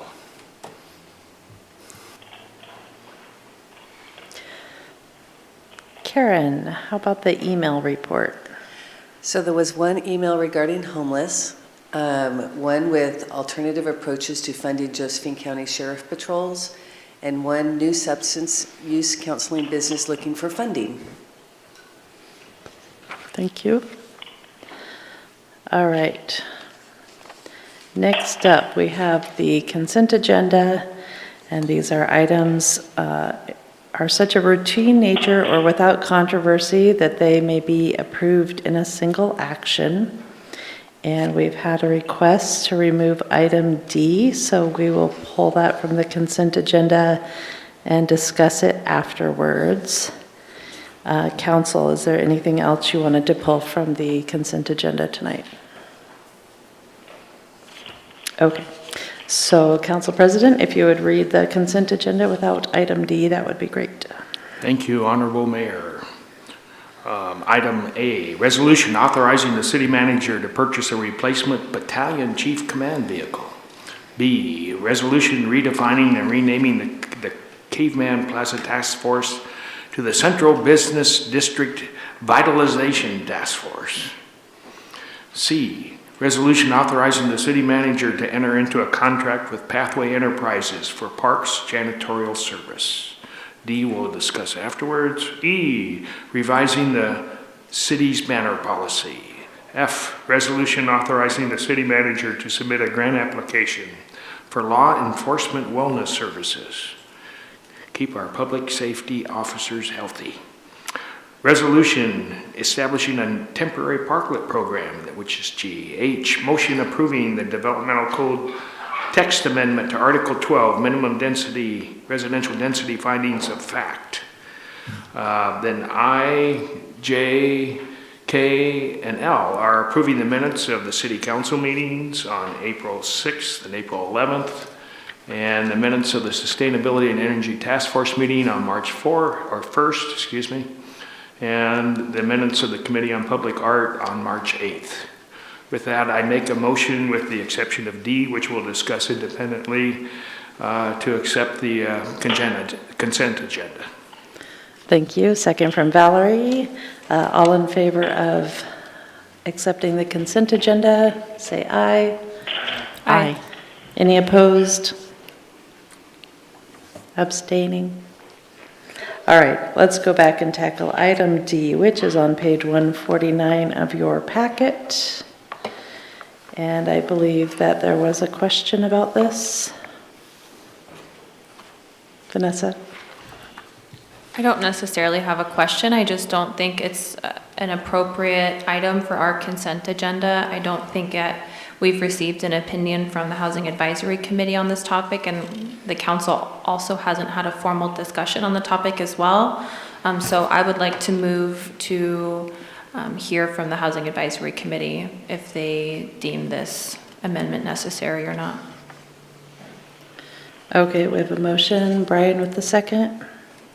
Discussion? Brian? So the only piece that I would add is that council got an email from the city manager on March 14th, kind of giving updates on the parking lot items from strategic planning. And number 7 on that list is adding a Housing Advisory Committee for-profit member.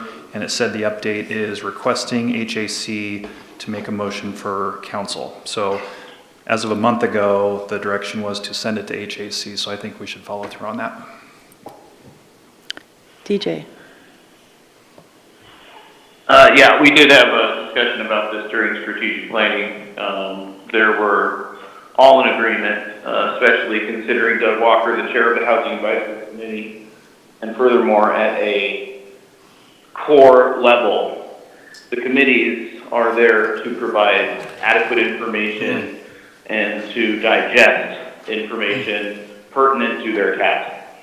And if council determines that a for-profit builder is appropriate for their membership, it's not appropriate to ask the Housing Advisory Committee's permission, in my opinion, to increase their membership, to add another member that will be more effective to their digestion.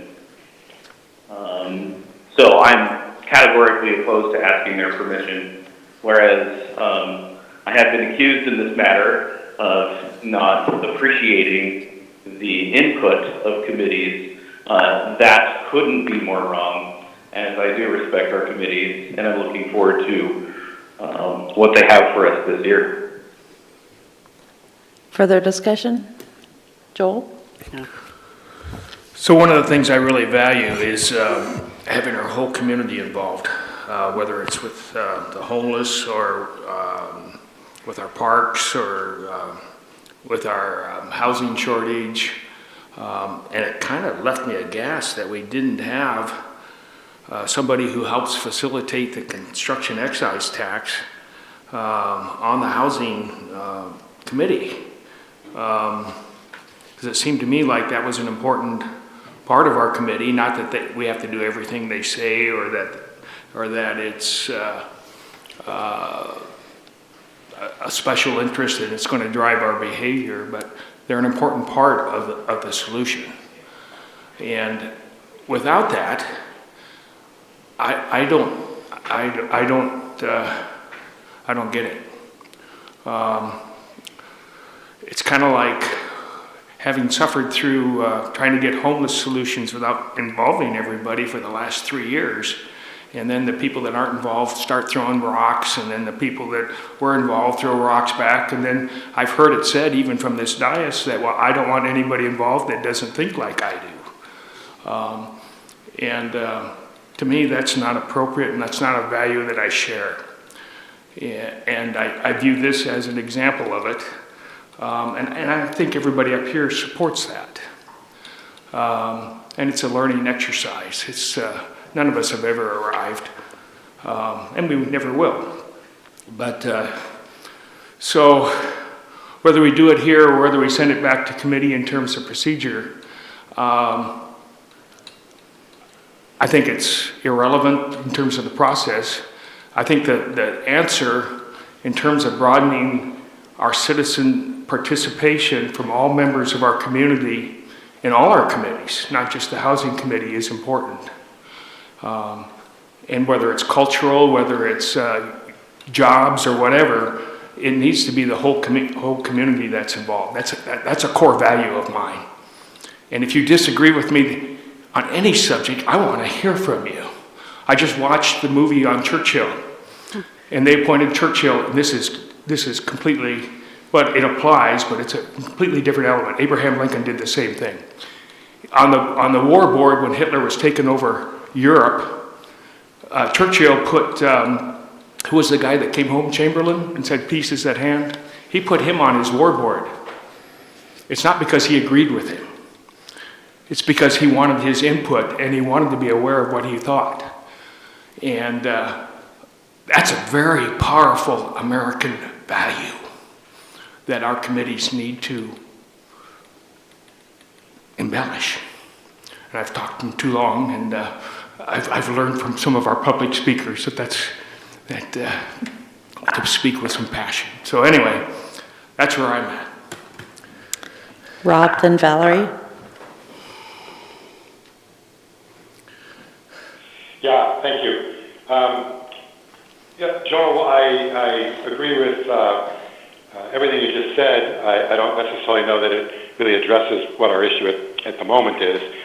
I think that I agree with, I think the sentiment that DJ was trying to project, that I think that the council asking a committee for permission to appoint a member, or to appoint any particular faction of the community to their committee is like the tail wagging the dog.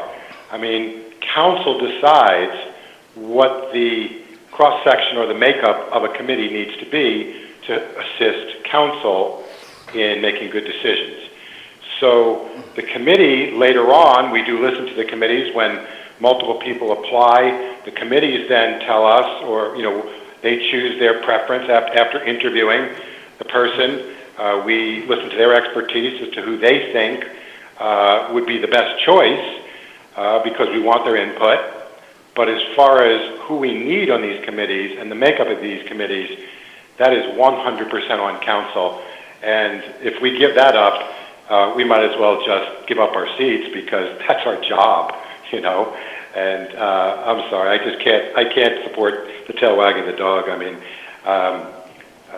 we need to decide if, and we can do it right tonight, we need to decide if we want that type of representation on that committee. Do we feel that it would be beneficial to council? Would it help council make good decisions? And then we go and we advertise for it. We then listen to the committee, the Housing Advisory Committee, and how they feel about the applicants, and then we then add that particular slot to that Housing Advisory Committee. But the decision is ours, and ours alone. Thank you. Hang on, I have Valerie, then Brian, then Vanessa. And I agree with Rob. I think the reality is that I honor every one of our committees and what they bring to the table. But I also think that every committee needs to be well-rounded. And I will say, having gone to the Housing Advisory Committee, that I don't feel that there is the perspective of a person who is in our community building at this moment. And I think that needs to be there. Our housing crisis has been going on for a long time. We are not alone in our housing crisis. And the more people that we can have on that committee with a different perspective to help us get our problems solved, the better information we will have for our community. So I think it's a matter of rounding out that committee so you have a person who is in the community building, telling us what, from their perspective, is the best action to get the best bang for our buck and get our problem solved. So I really don't understand why this is an issue, because I do know it was discussed. There wasn't any negative thing brought up at strategic planning. This has been on the consent agenda for weeks, and I was surprised that it came forth. Brian? I am happy to explain why this is an issue. It was brought up during strategic planning, and we put it in the parking lot because that's what we do when we are at strategic planning. We don't want to talk all the issues out to completion. We put it aside to address it at a later date. So that's what we did with this topic. We set it aside to address it at a later date. We got an update on March 14th from the city manager that we were going to ask the opinion of HAC. We weren't going to ask their permission. We were going to ask their opinion on what they thought. So that's, as far as I know, what was happening. And next thing you know, it shows up on the consent agenda without us talking about it or without HAC talking about it. That's the issue. I'm not speaking to whether or not it's a good idea. I'm speaking to the process by which this came forward. And I would actually ask Aaron how this got on the consent agenda given everything I just said. Because I thought it was, as you said, it was going to HAC, and it didn't go to HAC, and it popped up on the consent agenda. So I don't know why that happened. Vanessa? Yeah, I wanted to make it really clear. We're not asking for permission from the committee, and to try to place this as a power struggle, it's really putting a square into a circle peg. That's not at all what this is. We're asking for the opinion of the committee. If they feel as though this would benefit their committee membership, and ultimately, of course, it's always the decision of council. I also would agree with Councillor De La Grange that it is very odd that this organically appeared on the consent agenda. I'm not understanding that from when it was supposed to go to the Housing Advisory Committee. Although it's been on the consent agenda for weeks, that's irrelevant. It only takes one councillor to have it removed. So I still support my motion to have an opinion from the Housing Advisory Committee, as I do deem that to be valuable in making my decision. Joel? Do we have a motion on the floor? We do. Okay. I have a question. Maybe DJ may be the best person to answer, but the current positions on the committee includes somebody who is a residential developer, position number 4 on page 151. But this motion, or the proposal as it was indicated in the packet here would include a for-profit residential builder or developer. So how does that substantially change from already including somebody who is a residential developer? So a residential developer or developer of any kind could be working with government subsidized money, and by being a nonprofit. Currently, the Housing Advisory Committee has 0 for-profit builders, and therefore nobody that has an appreciable understanding of the current market. Doug Walker is currently the sitting person that is the quote-unquote residential developer, and he'll be the first one to tell you that he doesn't even really fit that anymore. He's he's retired and doing appreciable nonprofit work, but not only can he be considered a residential developer, he couldn't be considered a for-profit builder. Okay, so he previously was, but he's not currently active in... Yeah, it's been a very long time, 20 years. Okay. All right, well, we have a motion on the table. Is there any further discussion? All right, so... Yeah, I've had my hand up and down like 3 or 4 times. Oh, okay. Sorry, I called on you at one point. Okay. Right, you did. Thank you. So, you know, while I appreciate what everyone's saying, I think that whether or not this is a good idea, whether or not the council needs this slot on the Housing Advisory Committee, how it got on the consent agenda, whether or not we discussed it in the past, the bottom line is we're here in the present moment, and we can decide whether or not it's up to the council to create that position on the Housing Advisory Committee. We can decide whether or not, right now, right here tonight, do we feel that we need to talk to the Housing Advisory Committee first, or do we not need to do that? So we could have, in other words, we're having the discussion now whether or not it's a good idea and why it's needed, but some of us are having the discussion of whether or not we should even be discussing anything first without talking about Housing Advisory Committee. To me, the first thing that we should need to decide, yes or no, can we do the discussion and make the decision tonight?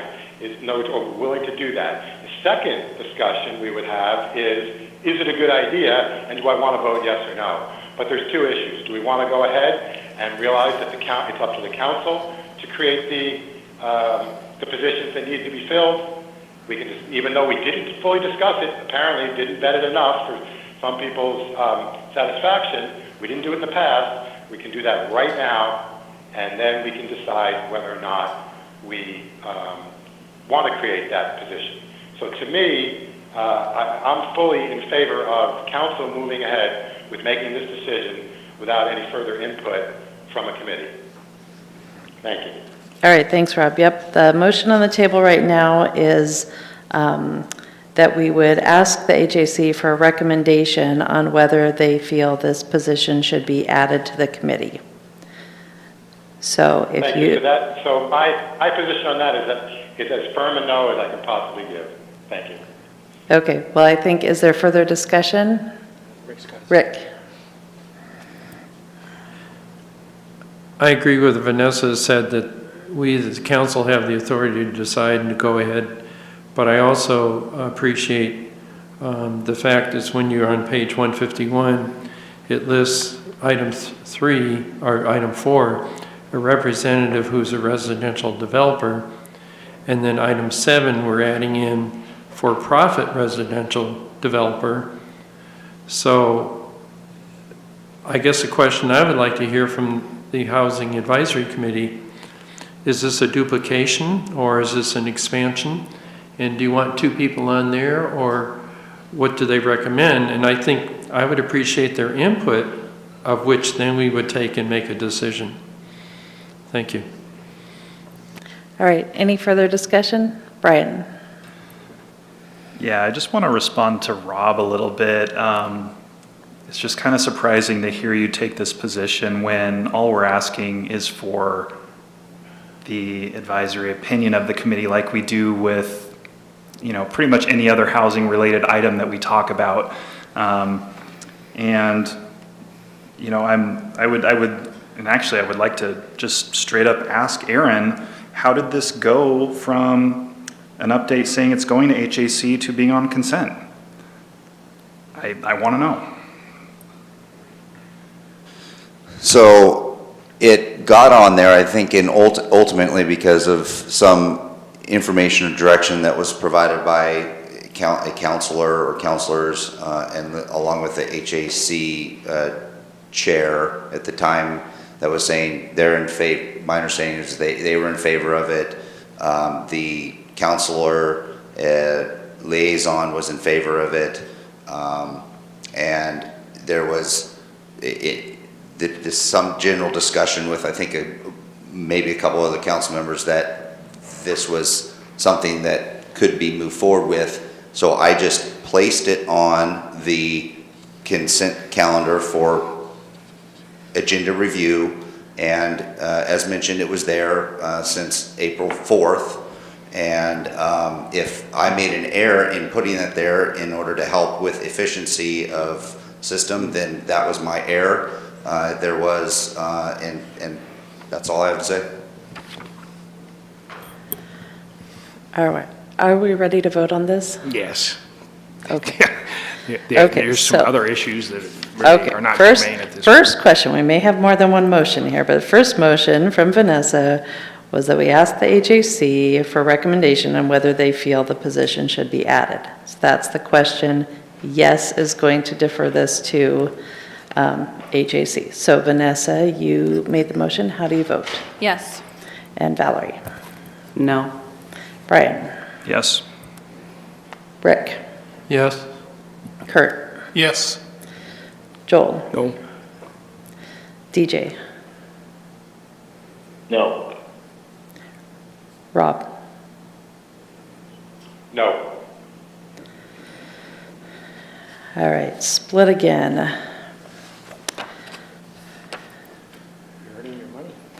Apparently, you all made good arguments. I've been considering. I would agree that it is the council's decision to make, but I don't think it hurts to ask the committee for their recommendation, and one way or another, this is going to come back to us. So I will vote to move it. I will vote yes to move it to the committee.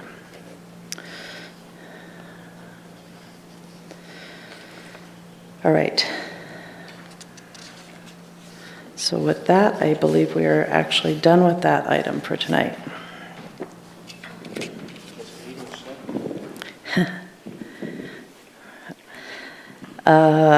Next up.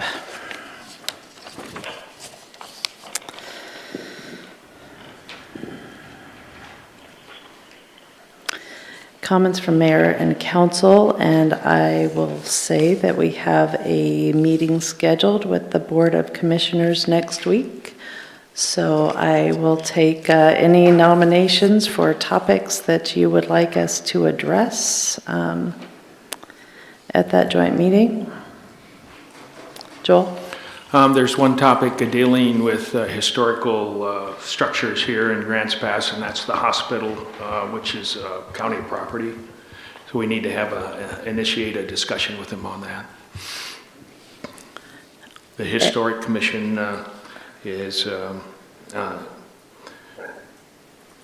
which is their task, will provide us a little bit of input for that ahead of time. Okay, before next Tuesday? Before next Tuesday. Okay. I hope they're watching. Okay. And DJ?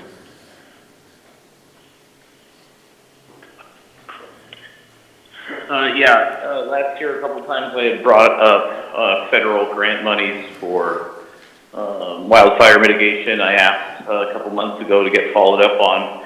Has that been discussed? If not, I'm going to make the request again for it to be discussed with them. The latest I've heard is that the city did provide the county with some realistic options for grant funding that would be relatively easy to get their hands on. So is there new information? And if not, I'd like that topic brought up to them again.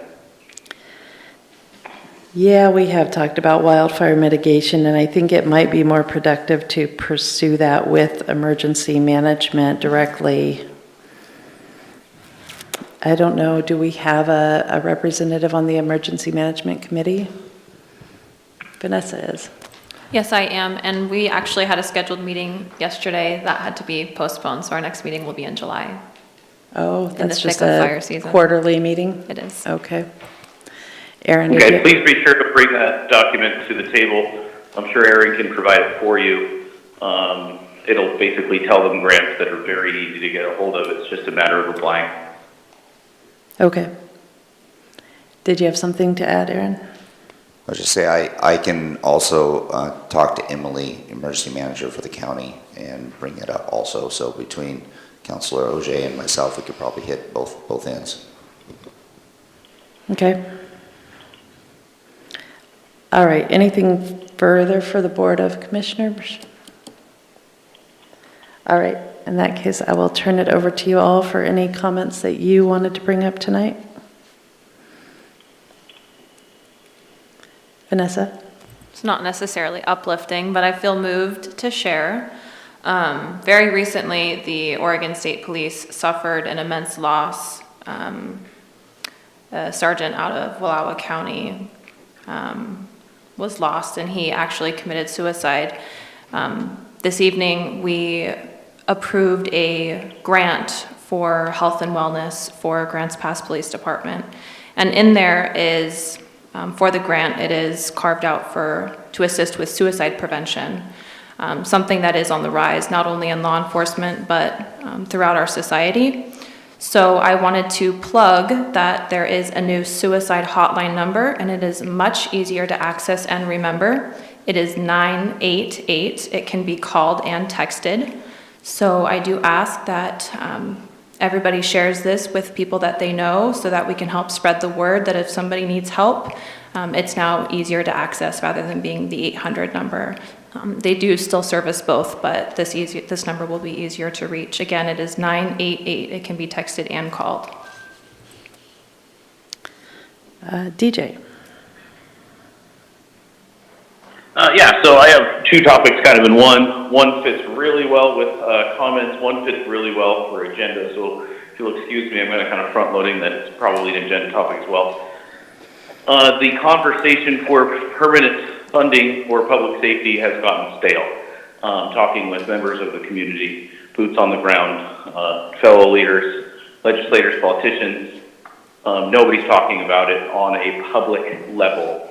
Aside from, I'm aware of 3 city councilors that are getting together and brainstorming ideas, whereas I appreciate that, is my opinion that these discussions need to be publicized so that we can receive public comment. We need to get the word out that this is something that the council is continually talking about it as it's been demonstrated as a priority. So, 2 things.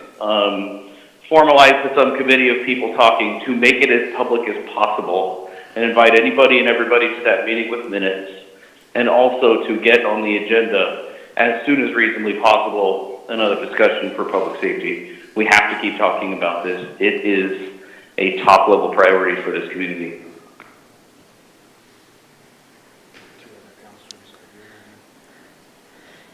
Anything else? You had a second topic? So 2 requests, and I would very much so like a response to them.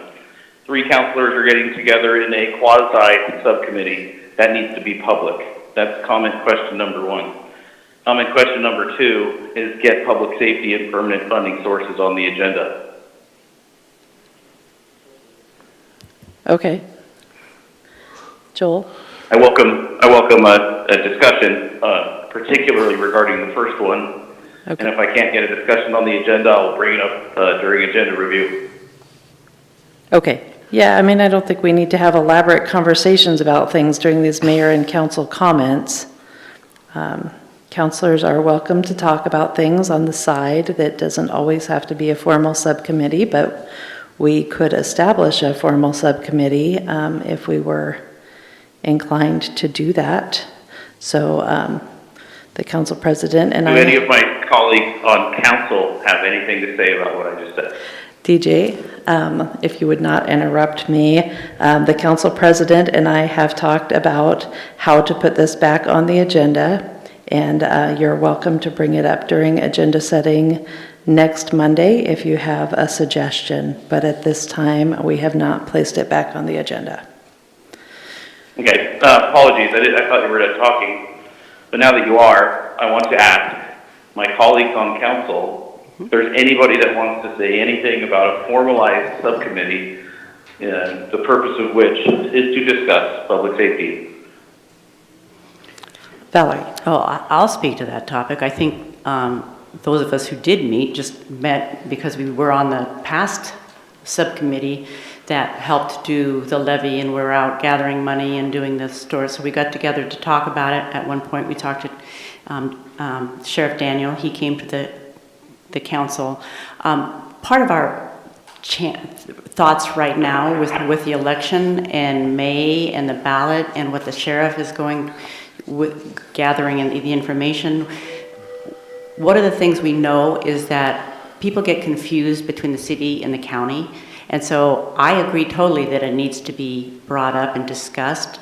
But we also need to be able to delineate really the difference between the city levy and the county levy and what's going on. So I think we just kind of decided to give it a little air right now with the political system going on. I know that it's big. We welcome you. We welcome doing a forum. I agree. I couldn't agree more. I think the thing over and over and over again we have talked about is educating the public that, that needs to be a part of it, is because a lot of people truly are confused about the difference between the city levy, the county sheriff situation, and so there's going to take a whole lot of education that needs to come forth. So welcome you aboard. I would love to have you help set up the forum and take charge and do it. I think, those of us who've just done it in the past just got together again to talk about where to go in the future. So that's my comments. Sure, and just for a moment of clarification, Valerie, I was in no way trying to belittle your efforts or say that it's not in your purview to be getting together and discussing this. I was trying to encourage more of a public view kind of thing. So hopefully that's clear. It is. I think we all know it and realize the significance of having to take the bull by the rings, but we've had a lot on our plate. All right, are there other comments from council tonight? Joel. Well, and I would respond to you, DJ, too, besides your request to put it on the agenda, which we will follow up on and discuss, the need for a public participation plan that's effective and includes people that think differently. That'll be important. My comment for tonight was, I'm going to state the obvious that we all know. There's been an increased level of violence in the city. We've had shootings with automatic rifles. We've had other shooting. We've had tents put on fire. I'm looking at the chief. He's down there kind of stressing out a little bit, but he does a good job of handling that. I want to just share with you my last visit to Riverside Park. My last two visits. First visit, I went and played Frisbee golf with my son. And it was an enjoyable experience and no problems. There wasn't anybody there. The tents were there, but there wasn't anybody there. Second time,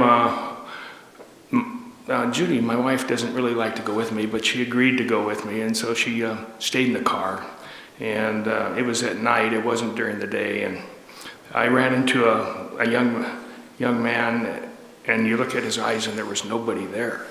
But he was staring at me, and he didn't blink. And then he took out a knife shiv.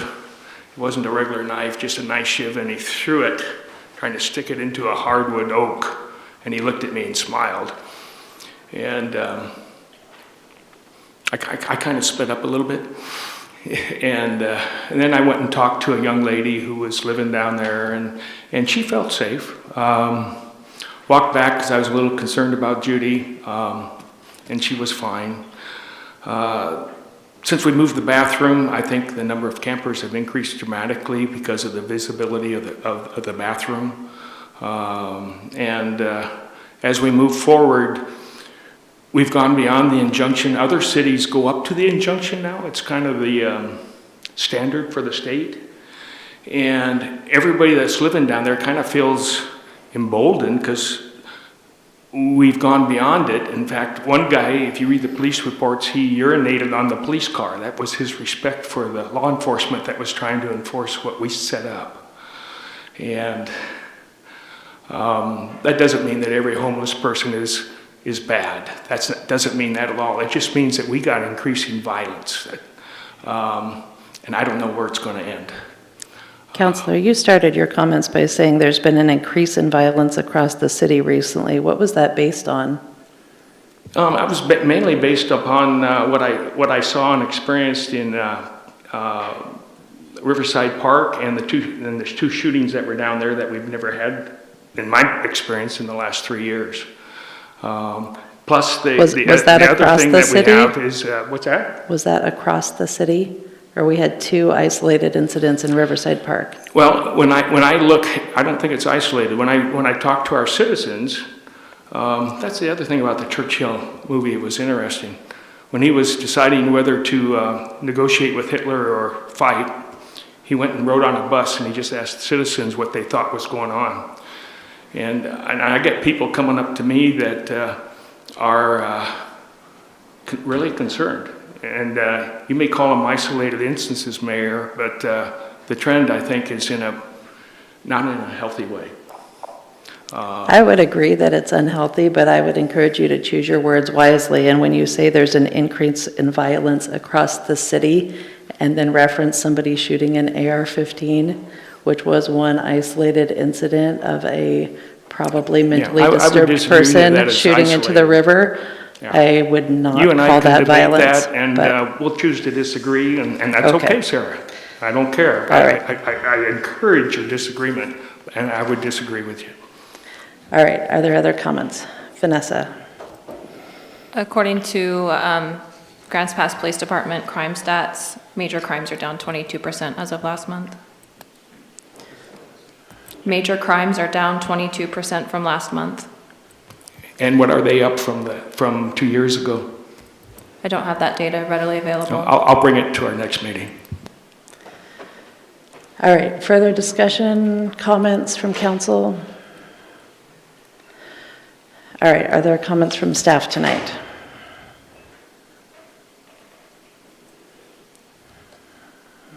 I just had one brief comment.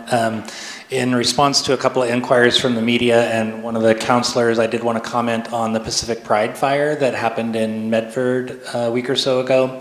I did want to assure everybody that the water is absolutely safe. We have seen no ill effects. I actually want to commend all of the responders on that event. The data that we received from DEQ is that I believe in excess of 12,000 gallons of motor oil were released. It's really unclear how much of that burned versus made it into Bear Creek, but we have seen no signs of oil at all in the Rogue River, which is tremendous.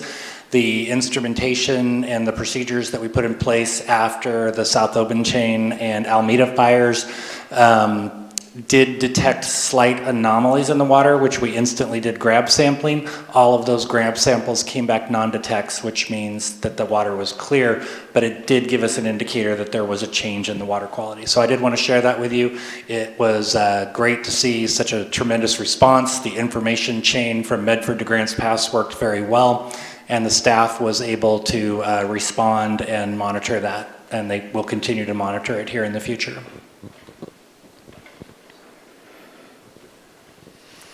Three quick things for community development. Monday, Loveless Park will be closed until May 6th. This is the rehabbing of the trails there. Earthworks, our contractor, is going to be there Monday and starting to rehab that. We have sent out a notice to all the neighbors of that park so they know that that's going to be closed, and there's going to be some construction work happening over the next couple of weeks. Related to that, the court resurfacing project, we updated you a couple weeks ago on that. That's going well, although the weather is giving us a little bit of a delay. So that's going to be pushed back probably to about May 25th. So we're going to stretch that out a little bit. Monday, Westholme and what's our other one? Westholme and Redwood. There'll be some work starting Monday on both of those for the pickleball and some resurfacing. So those are the two parks on Monday that will have some new activity. And finally, tonight you made action on the Central Business District Revitalization Committee. This coming Tuesday at 5:30 is their first meeting. So just to let you know that's happening. Anything else from staff tonight? No? All right. How about a motion to adjourn? I make a motion, we adjourn. Thank you. Is there a second? Vanessa with the second. All in favor of adjourning this evening? Aye. Aye. Any opposed? All right, we'll see you Monday.